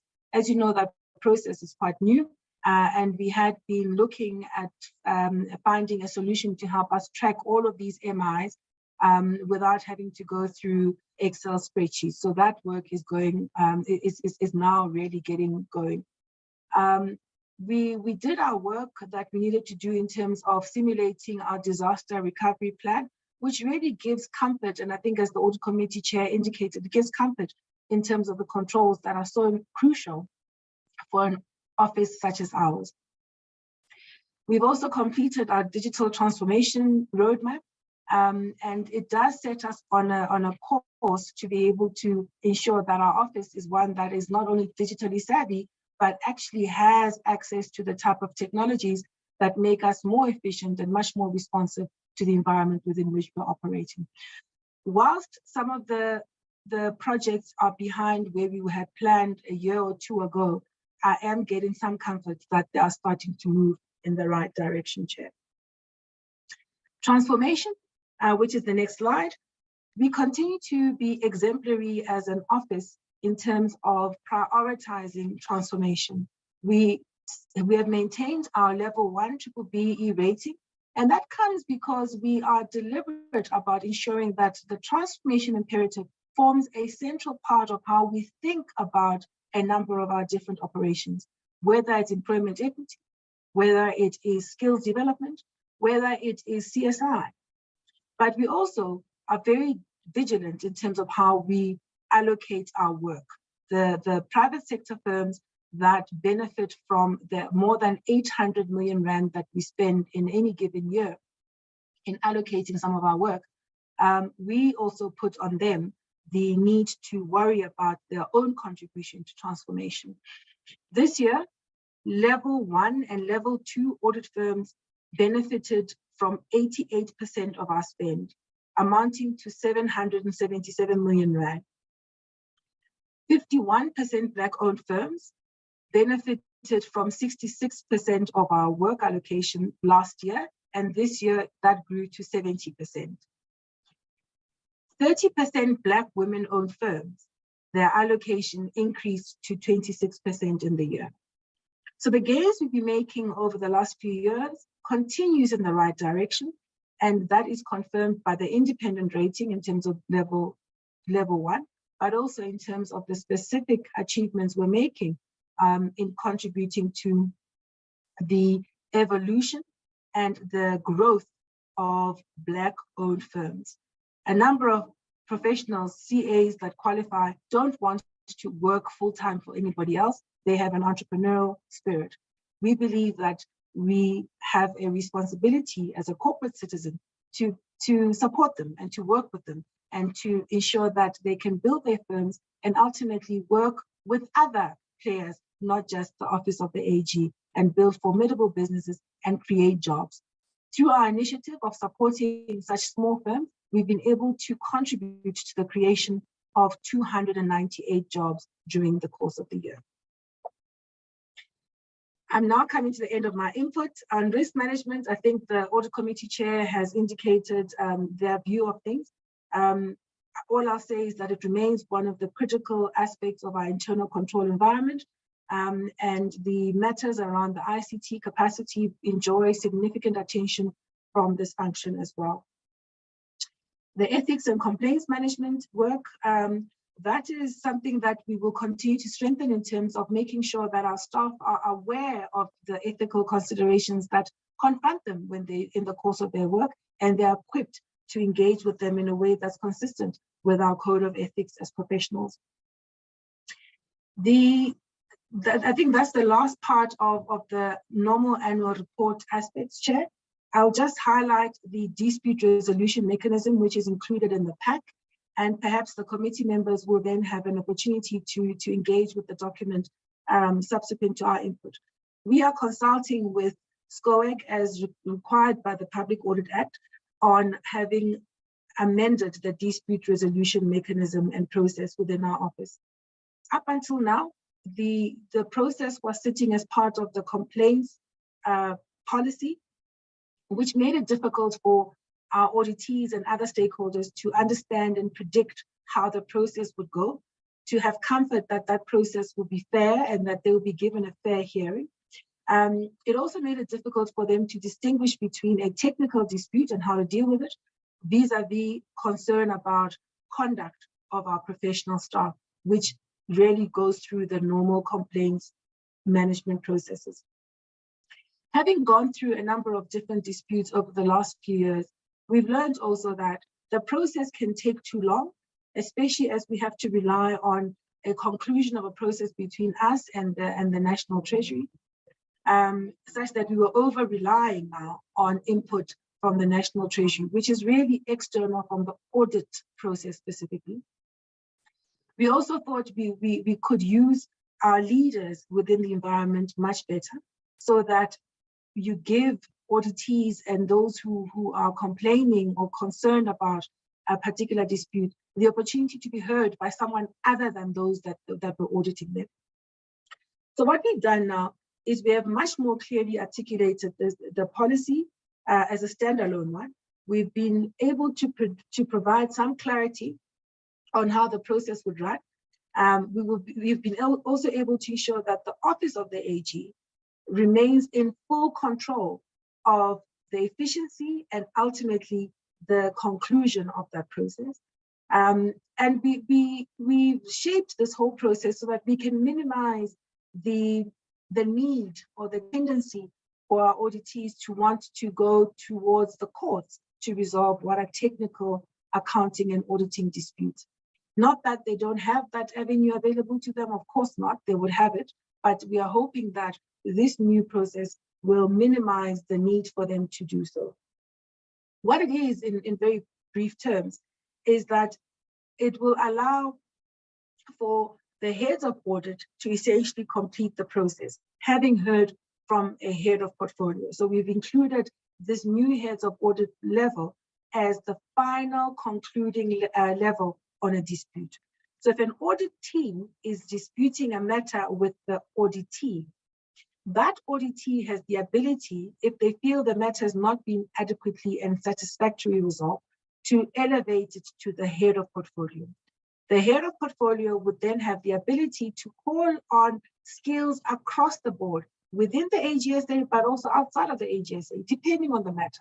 They could go to the National Treasury, they can go to the ASB to consult with them, but ultimately it is the hub that makes the decision as an AGSA employee. If the auditee still believes that they've not been adequately heard, then the matter will go towards the head of audit. It is deliberate to have the head of audit hear the matter as the last internal mechanism, so that by the time an issue now hits the courts, then the AG gets involved. We believe that we've shaped a new dispute resolution process that will make sure people feel heard. They have the opportunity to present their issue to somebody who's independent of the audit process and have enough seniority and authority to conclude on the matter. It will be an efficient process. It'll also be a process that ensures the independence of the audit office, because it is still a decision by the Auditor-General. Whilst it might be made by the head of audit, they would be making it on the basis of a delegation from me. Part of why I would, as AG, would stay out of the process is so that when we now get into the judicial process, I'm able to engage with the matter anew. So, Chair, I'm hoping that this process will give the members of SCOEG a sense of the direction we're taking, and that we can get some input from you in terms of what you make of it before we engage with it with our teams and with external stakeholders as well. I've now completed my part of the input, Chair. The Deputy AG needs to give you some feedback on the post-retirement medical aid. That's a process that we undertook over the course of this financial year. So I think it's important that he provides the committee with that input, but also he'll give you feedback on the CPO matter after that. Thank you very much. Thank you very much, AG, on those areas. And in terms of our permission, I'm sure we had to ask for extension up to 12:30 in terms of the meeting connectivity. So the DAG. Thank you, Honorable Chair. Good morning once again to honorable members. Thank you, AG. I'll be fairly quick, Chair. I understand that we're running out of time. So we have previously given you an update on the post-retirement medical aid. At this stage, if you can please move to the next slide. Just quick background. This situation happened because previously there were members, some of them have retired, some are still in service, who were covered by the previous dispensation. In the past, we used to subsidize, and there came a time when the AG subsidy was not was less than what the public service was paying. If you can please move to the next slide, I'll be fairly quick. At that stage, we were then taken to court by some retired members. The court case went on between 2016 to 2021.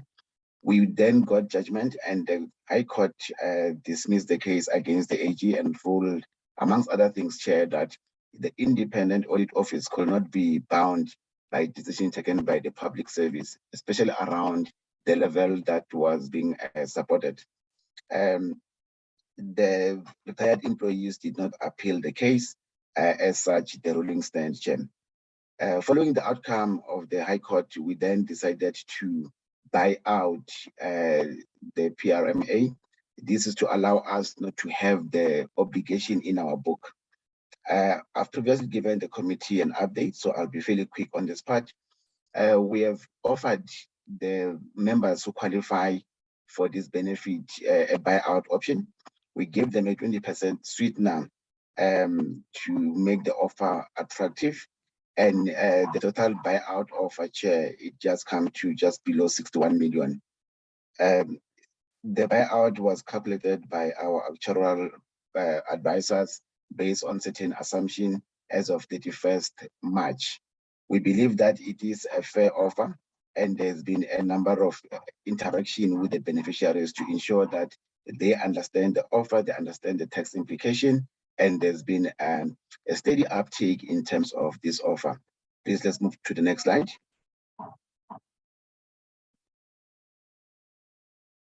Initially, Chair, we thought based on our time plan, it's going to be done by August, September.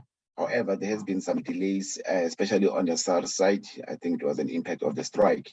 And a number of beneficiaries asked us to extend the period in which they are supposed to commit as to whether they are taking the offer. As such, we have extended the final date to be the 10th of October, which will be next week. The take up to date, Chair, there were 337 members and 250 have accepted. And the split is 133 is people who are still in service. The rest is people who have retired. There were people who rejected the offer, is 35 people. 2 of them are in service, the others are external. And there were people who accepted, and but they've since asked us to keep it on hold. And I will touch on some of the letters that we have received, Chair, as a committee, from some of the people who have not accepted. There are 52 people who are still outstanding to get back to us. Some of them is because they're still waiting for a tax directive. We do hope that we'll have a clearer view when this offer closes on the 10th of October. This was meant to be a once-off offer, and once the offer expires, the sweetener will no longer be available for those who have been offered. May you please move to the next slide? Chair, I will touch at the high level some of the letters that we have received from some of the members that are not very happy with our settlement. Our view is that it seems that the complaint that we have received as a committee might be based on a number of things. I think before we get to that, it's important that we clarify the 3 things from a SCOIC perspective, that the legal basis for the decision to buy out the benefit and to suspend the buyout project, and also to allow the beneficiaries, is what has been requested by the letters that came to SCOIC. We do believe that based on the responsibilities of SCOIC, your responsibility is to hold the AG accountable to the National Assembly and perform oversight, and to assist to protect the AG as an institution. As such, we will report to you our obligation as far as this matter is concerned as part of our annual report. We don't believe, Chair, that the committee needs to get involved in the operational matter. That is our view, and given the limited time, I will not spend much time on that, except to say that we believe that as an office, we are following a fair process, that we believe that most of our beneficiaries will take this buyout offer that we believe is very fair. In conclusion, Chair, I do believe that we are about to conclude this matter. And like I said, it's going to conclude on the 10th of October. We'll look at the numbers that are there. There were some few people, I think in some states, that we could not trace. We are having tracing agents to trace them. For those that have not been offered as yet, their offer will still stand over.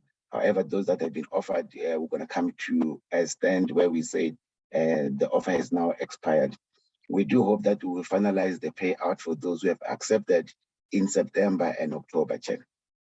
I will move on, away about the time, to just give you a quick update on the CPO matter. You will remember last time we met in Parliament, we gave you an update on the CPO matter, but at that stage, it was still under disciplinary process, and as such, we're limited in terms of the information that we could share with you. The report that we dealt with, it was covered in 2 aspects. The first one covered the legality regarding the actions that were reported by the CPO, and we spent time with you to take you through those. What we were not able to share with you at that stage was the CPO matter, because that was still going through a disciplinary process. We have since concluded the disciplinary process, and I'm now in a better position to take the committee through the outcome of that particular process.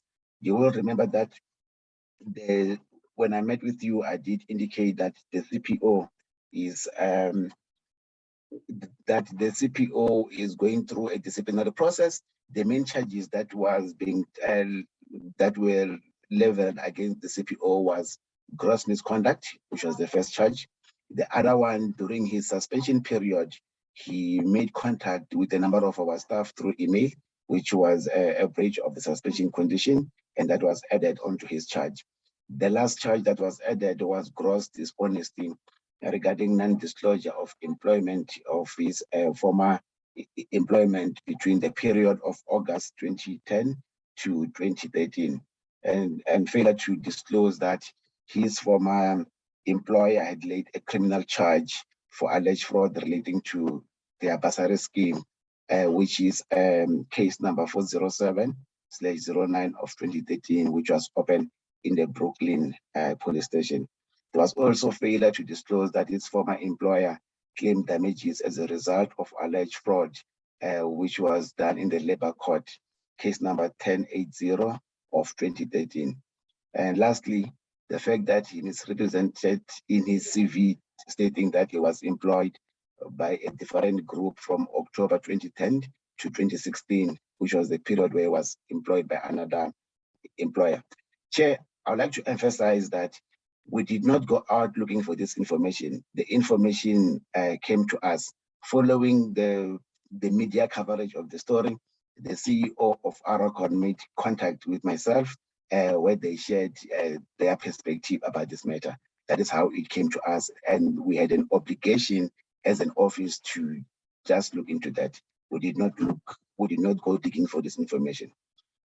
Chair, from the hearing perspective, we had Advocate Emmanuel Mutuku, Senior Counsel, who was the independent chairperson of the DC. From our side, we had appointed Advocate Lawrence Malan, Senior Counsel, to initiate the matter on behalf of AGSA. The hearing was initially set from the 21st to the 23rd. However, on day one, the CPO claimed that the AG denied him access to some documents that he needed to prepare his defense. The AG had provided the CPO with 2 bundles of the evidence that we were going to use to lead evidence against him. I'm aware that at the time that he was suspended, we did take back his laptop to image it and to preserve information. However, he was handed back his laptop for a period of 2 weeks. Although we did not give him back access to the network, he had access to his laptop.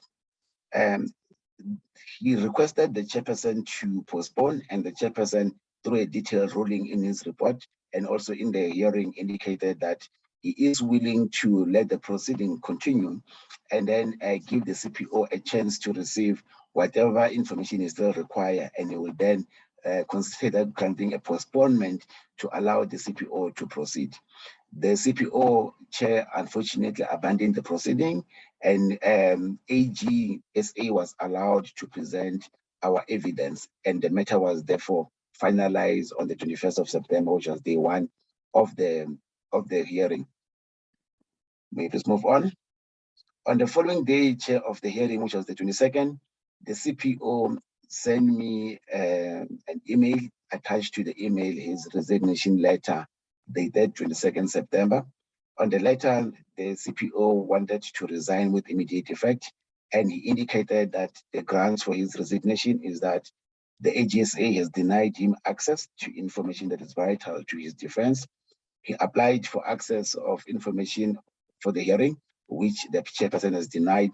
And lastly, that it seems that the AGSA sought a predetermined outcome, which is an unfair and constructive dismissal.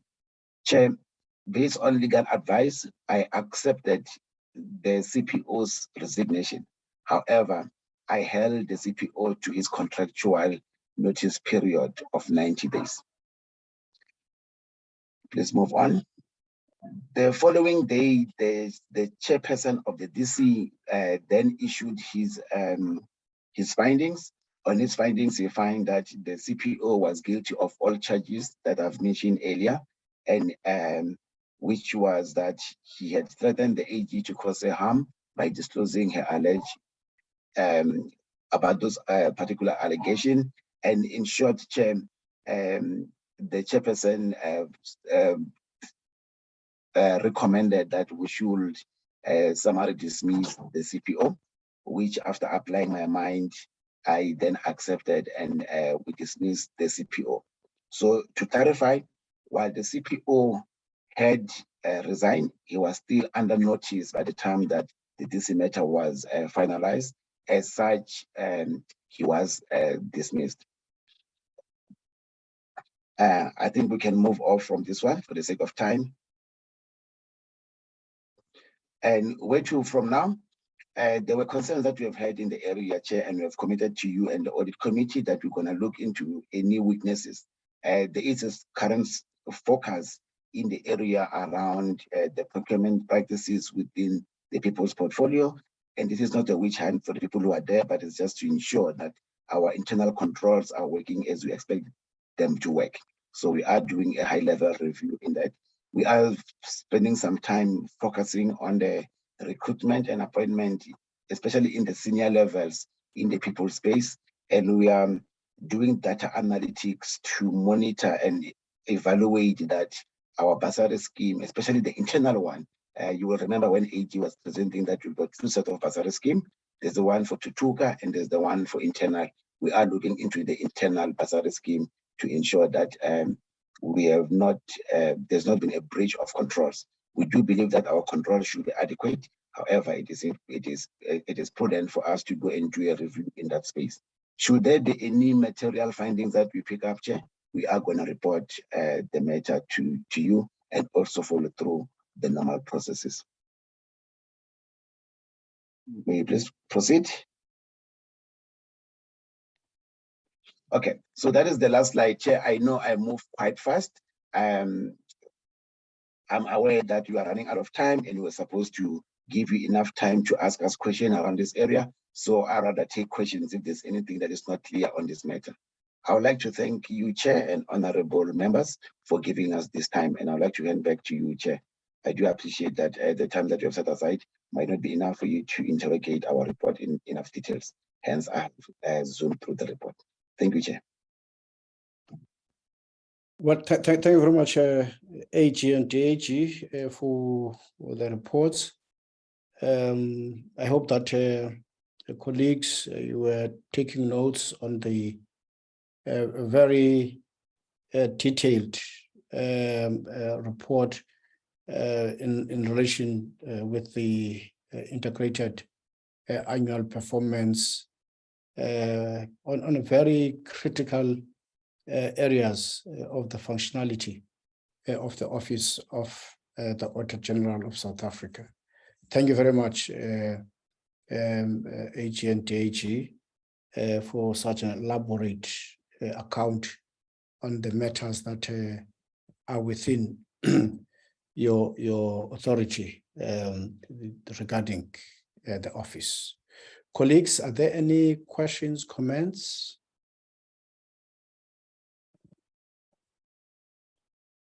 Matafa, can I come in, Chair? I note one from Honorable Hussein. Is there any other hand? Another one from Honorable Matafa. Continue, colleagues. Honorable Hussein. Chairperson, thank you very much. I just want to raise just two things quickly. The first one, Chairperson, is around the report from the AG itself. And just to make this comment before the question, Chairperson, I think that we will all agree that the one thing that we can seldom falter the AG's office for, and this has been a culture now for many years, is the quality of the reporting that comes out of the AG's office, the work that they do in terms of pointing out to us the different, the varying weaknesses that exist in different government departments in terms of irregular expenditure, their performance, and all of those related matters, which I think that the AG's office has for years now done an excellent job there. So I can't point out anything for me there that is concerning. Where I think, Chairperson, that our responsibility has to some degree shift is, you will recall that for a long time, I think we as public representatives were often very frustrated about all of these reports that often come out, pointing out the weaknesses of various departments, the high levels of corruption, maladministration. And our big frustration was the lack of accountability for those things that come out in those reports, which is why Parliament then took that decision to give the AG's office much more power in terms of accountability and holding people accountable. So in my view, and if I could say it at a high level, the role of the Auditor-General's office is largely two parts. Is one, to point out to us where the problem areas are. And since the act that was passed in Parliament, now there is much more powers for accountability. So in terms of the reporting aspect, Chairperson, I think there's very little one can actually talk about. But where I think that the AG's office absolutely needs to shift its focus is the issue is around the area of accountability, because you will agree with me, Chair, and I think most of members of our committee will also agree that the public is becoming increasingly frustrated with the high levels of corruption in our country. And the AG's office is one of those tools that government uses to be able to reduce that propensity for corruption. And what I think the public wants to see is where there has been maladministration and wastage of the public purse, that action is taken against those individuals and that the money gets recovered. Now, when I listened carefully to the AG's report, Chair, more than 90% of the time is largely allocated to reporting, and there's nothing wrong with that. But there's still very little focus in terms of the actual accountability part. Now, when the AG mentioned earlier that there is about 14 billion Rand worth of MIs that were issued, that immediately raised an alarm bell for me. And I understand that some of those MIs are related to procedural irregularities and not necessarily a financial loss. So I would like to hear from the AG, what amount of that 14 billion is directly related to financial loss, because that part is important. Then following on from there, if I go out in my constituency, Chairperson, and say that the AG has found 14 billion Rand worth of MIs which has been issued, but yet there was only one certificate of debt that has been issued, that is for me, a concerning figure. It tells me then that notwithstanding such high levels of irregular expenditure, high levels of corruption, that we've issued only one certificate of debt. And that, I think, is where the area of focus for me and for many of us has to be, in that if there are people in government that are not doing their job, wasting money, especially now that the AG had said to us that the large number of those MIs are related to procurement, and that points to the possibility of high levels of corruption. To me, that's just not acceptable, Chairperson. And I really want to get the AG's views and comments on how they're going to take this area much more seriously and hold people accountable and recover much more of that money. Perhaps maybe there must be another opportunity, Chairperson, where the AG can actually set out for us of that excess of 300 MIs, where they pick these things up and what action has been taken so far, so that we will be able to get much more information on it. And in fairness to the AG, I think that the time was also too short for her to be able to go into that detail.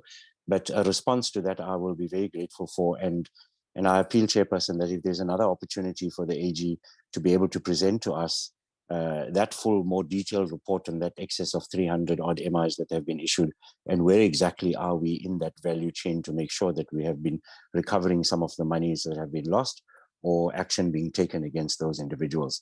So that was the first one. Chair, on the second point of the DAG on the post-retirement benefits, I do agree with the comment that I don't think that it's proper for us as a committee to get involved in the operational matters. And I too, like many other members of the portfolio committee, have been engaged by some of those individuals who have retired and have tried to engage us on their views and how they are being affected. And I made it pretty clear to say that I don't think it's proper for me or for the committee to get involved in those operational matters, and in a courteous manner communicated that to them. But where I do think that we do have an interest is a comment that one of the gentlemen made to me, to say that the proposal by the AG's office is not legal and not in terms of the law. I heard the comment that the offer that you have made was fair, but I want to just be satisfied that the manner in which that is being settled is in all respects legal, so that I would have done my job and satisfied myself there. And I have no intention of getting involved in in those operational matters of how you want to settle it. My only interest there is whether or not that is legal in all respects and in accordance with the Act. I think, Chair, those are the only two comments and questions that I want to raise. Thank you very much, and thanks to the AG's office for the presentation. I do appreciate it. Thanks, Honorable Hussein, Comrade Matafa, and then Comrade Busher thereafter. Thank you very much, Chair. Now, I'm going to be very brief. Maybe let me start by welcoming the presentations. I'm particularly concerned, not necessarily concerned, but just had two questions. The one was sufficiently dealt with by Honorable Hussein in terms of the amount that is reported, the 18 billion loss and the number of certificate of debt. I just wanted to find out if were there any other institutions or auditees that we think that will be issued with such certificates. That would have been the first question. And the second one, Chair, would have been on the number of audits that were completed for this year. If I had the AG correct, I think she mentioned 1,060 or 61. Now, using the previous integrated audit report as a baseline, they would have indicated that they had conducted 1,065 audits. So I just wanted to find out, even though 4, it's not a significant number, but it would be interesting to find out how did the drop occur? Why did we have a lesser number of auditees in this year compared to the previous financial year reporting period? And maybe just as a comment, I agree fully with Honorable Hussein in terms of the audit quality. And I think that also listening to the AG, it's also encouraging that not only the audit quality indicators are actually kept stable and improving, but also the performance indicators equally are showing commitment from the work and the office of the AGSA. And lastly, maybe let me thank the DAG for sticking to the agreement that we had in the previous 2 or 3 meetings, that as far as the matter of the CPO is concerned, will be kept abreast, and the office will keep us informed as to the interventions and when the matter is put to finality. And we're happy that actually that report is coming through as agreed. And also to see that there are controls that have been put in place as the AG had previously committed, that there will be tightening of internal controls. And the risk exposure exercise following this matter is actually indicative of the commitment that was made, that definitely there will be a review and strengthening of international controls, so that some of the mistakes that were picked up as a result of this particular allegation are never repeated. So from the committee, we welcome that, and we are really encouraged that such is happening. I will pause there, Chair. I had only those comments and only those 2 questions. Thank you very much, Chairperson. Thank you very much, Honorable Matafa. Honorable Busher. Thank you very much, Honorable Chair. Chair, I also welcome the presentation, and I wish to commend the work that the office is doing in terms of executing its mandate, more so on the representation of women and the capacitation thereof, Chair. Except for the one that has to do with the material irregularities, Chair. I think that one requires a strategy.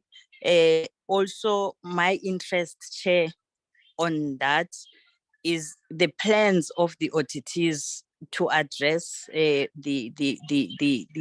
irregularities, Chairperson. That's all, Chair. I'm not sure also on the, I'm more interested on the representation of people with disabilities within the AG's office, Chair.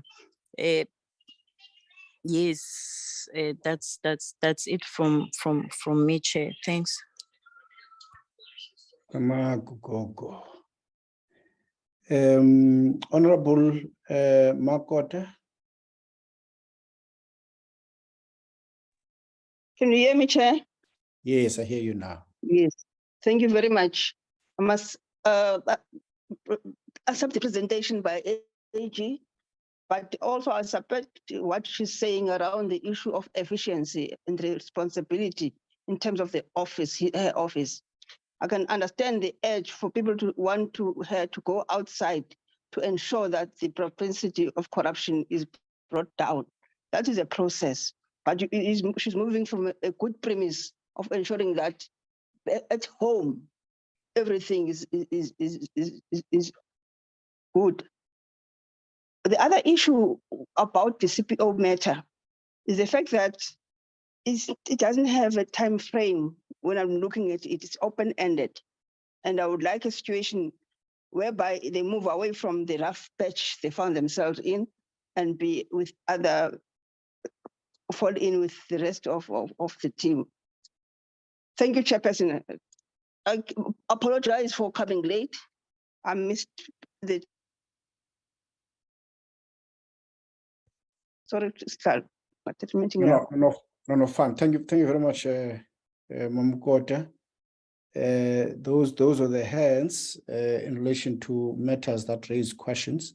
I hope colleagues have taken note of the existing standard in terms of financial standing, which has been highlighted by the AG mainly on municipalities, that is local government, and the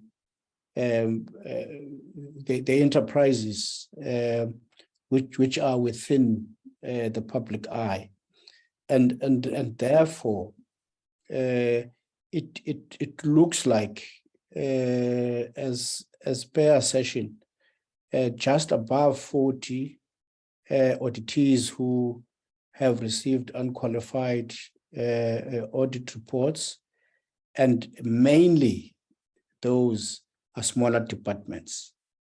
It then tells a story about the budget slice, which is in the hands of those who are outside that definition, and which is a worrisome situation, which requires us to have a thorough look,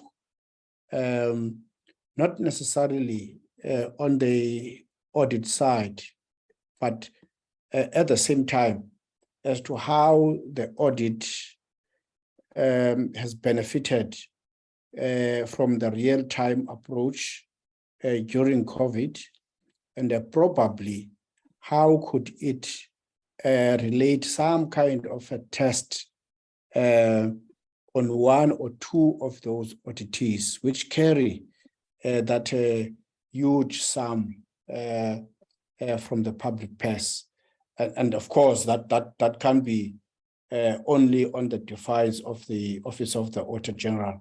It ought to carry the agreement of Treasury to probably change the way to attend to those. I think, as colleagues have indicated, in terms of the scope there, and the second area is the area that relates to optimization of technology, and that relates to the capacity of the office on such, which the chairperson of the audit committee has indicated. Maybe there would be some form of agency which is applied. There might be some form of agency applied in attending to such. I'm sure the AG, when we were at the office, we had a thorough discussion on such. There is a need to up the game around those matters. The third issue is the issue that relates to the dispute resolution mechanism, which carries both the internal and the external part, something which we have to have a discussion on, and when we finalize the reports and revert back to the AG's office on our view on such. But what it expresses is the element that relates to how the office could use that mechanism with propensity to enhance professionalism and to uphold the high regard in terms of the ethical conduct which goes with it. And we really need to get into that in terms of looking into the best modeled framework which is going to assist to resolve such disputes. And if you were fortunate to look into how all parties, probably interested parties, in as far as certain aspects which look into the accounting standards, as it has been the case with the RAF issue, and how that kind of a mechanism has been used and benefit the process going forward.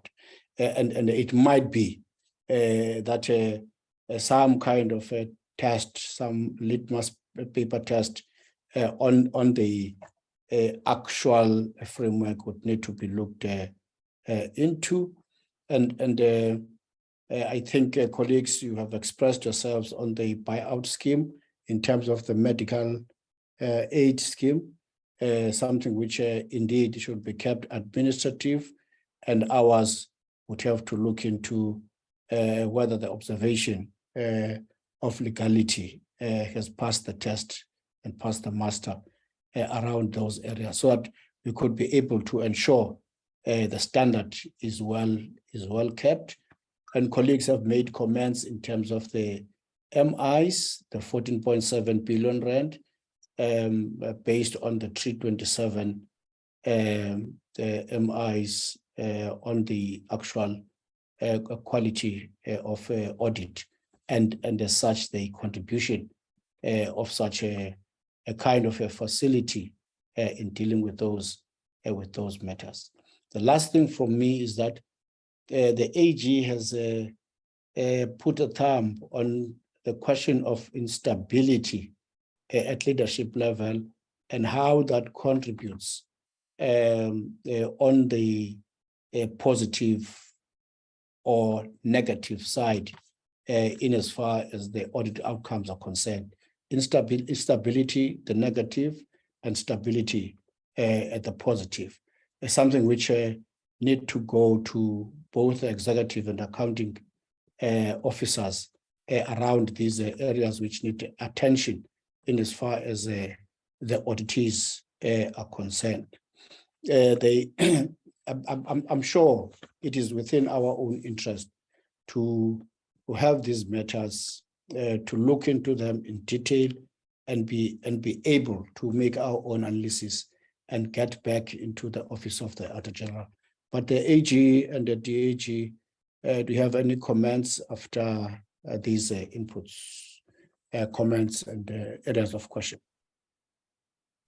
AG? Thank you very much, Chair. I think listening to the different inputs from the honourable members, it's quite clear, Honourable Chair, that we should set up a full engagement on the MI process so that we can give you a sense of where we are in implementing it, what we are finding, with some level of specific detail on the particular MIs, and then be able to get some guidance from the honourable members on how we move forward, because we are willing and open to getting that insight so we can get better at implementing this instrument.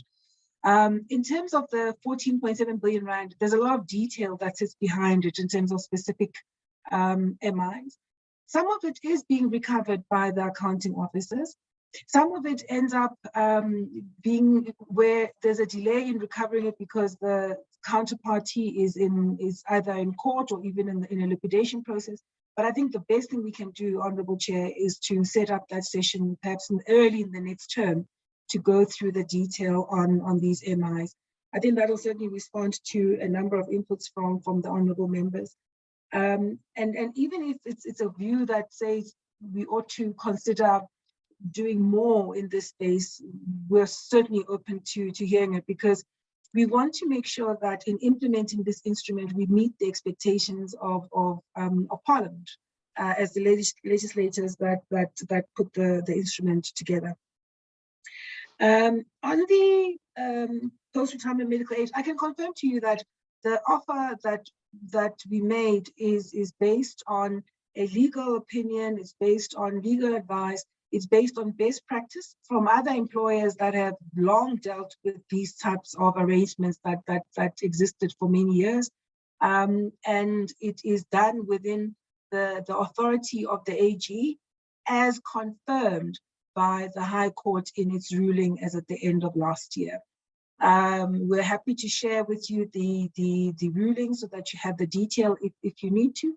And perhaps we can even give you a summary of that ruling, Honorable Hussein, and I know Honorable Chair, you also raised it, so that we don't have any doubt about the legality of the decision, the process run towards getting to that decision.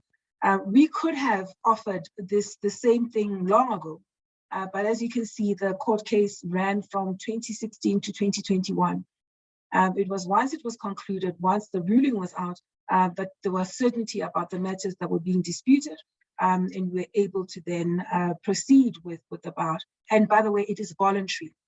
Every single beneficiary, whether they are still employed or are already in retirement, they have full agency to make a decision one way or the other.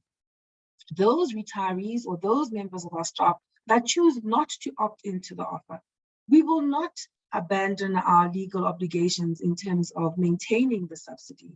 The issue is about decision-making and at what level that happens. And that happened in an appropriate way at the level of the AG. As I say, it's been confirmed by the High Court. Honorable Chair, I think, as I say, the matters on the MIs we'll get to in a proper engagement.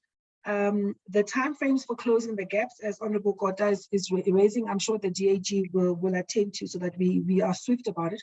But as you heard from the Audit Committee, they are working with the executive team to monitor and track the implementation of those actions. I can give you every assurance, Honorable Kota, that the level of responsiveness by the executive team is something that we can count on in terms of continuing to implement the corrective action. The matter on people with disabilities, we had set a target for ourselves of 2% representation of people with disabilities, which is consistent with the national targets. We started the journey when we had 0.42% of people with disabilities.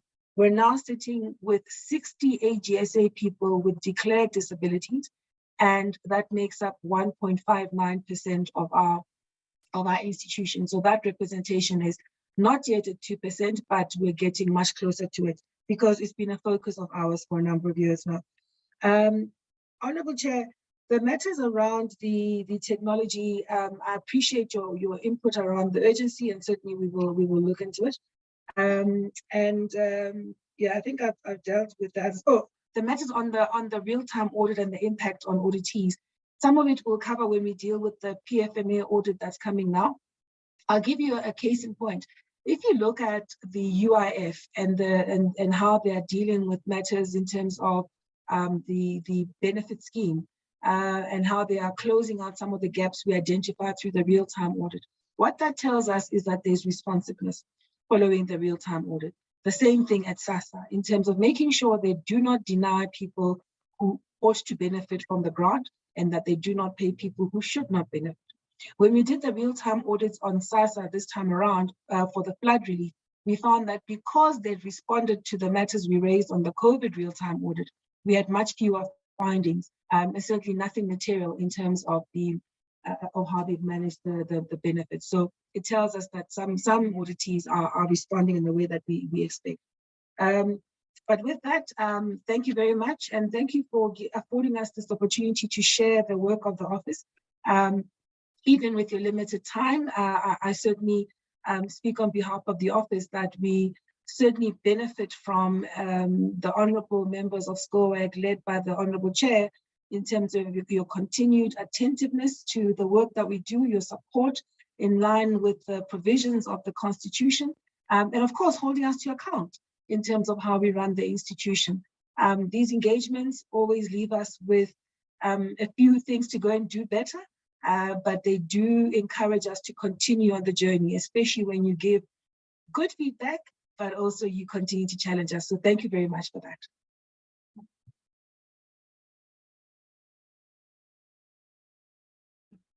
Thank you very much, AG. Thank you very much, honorable members.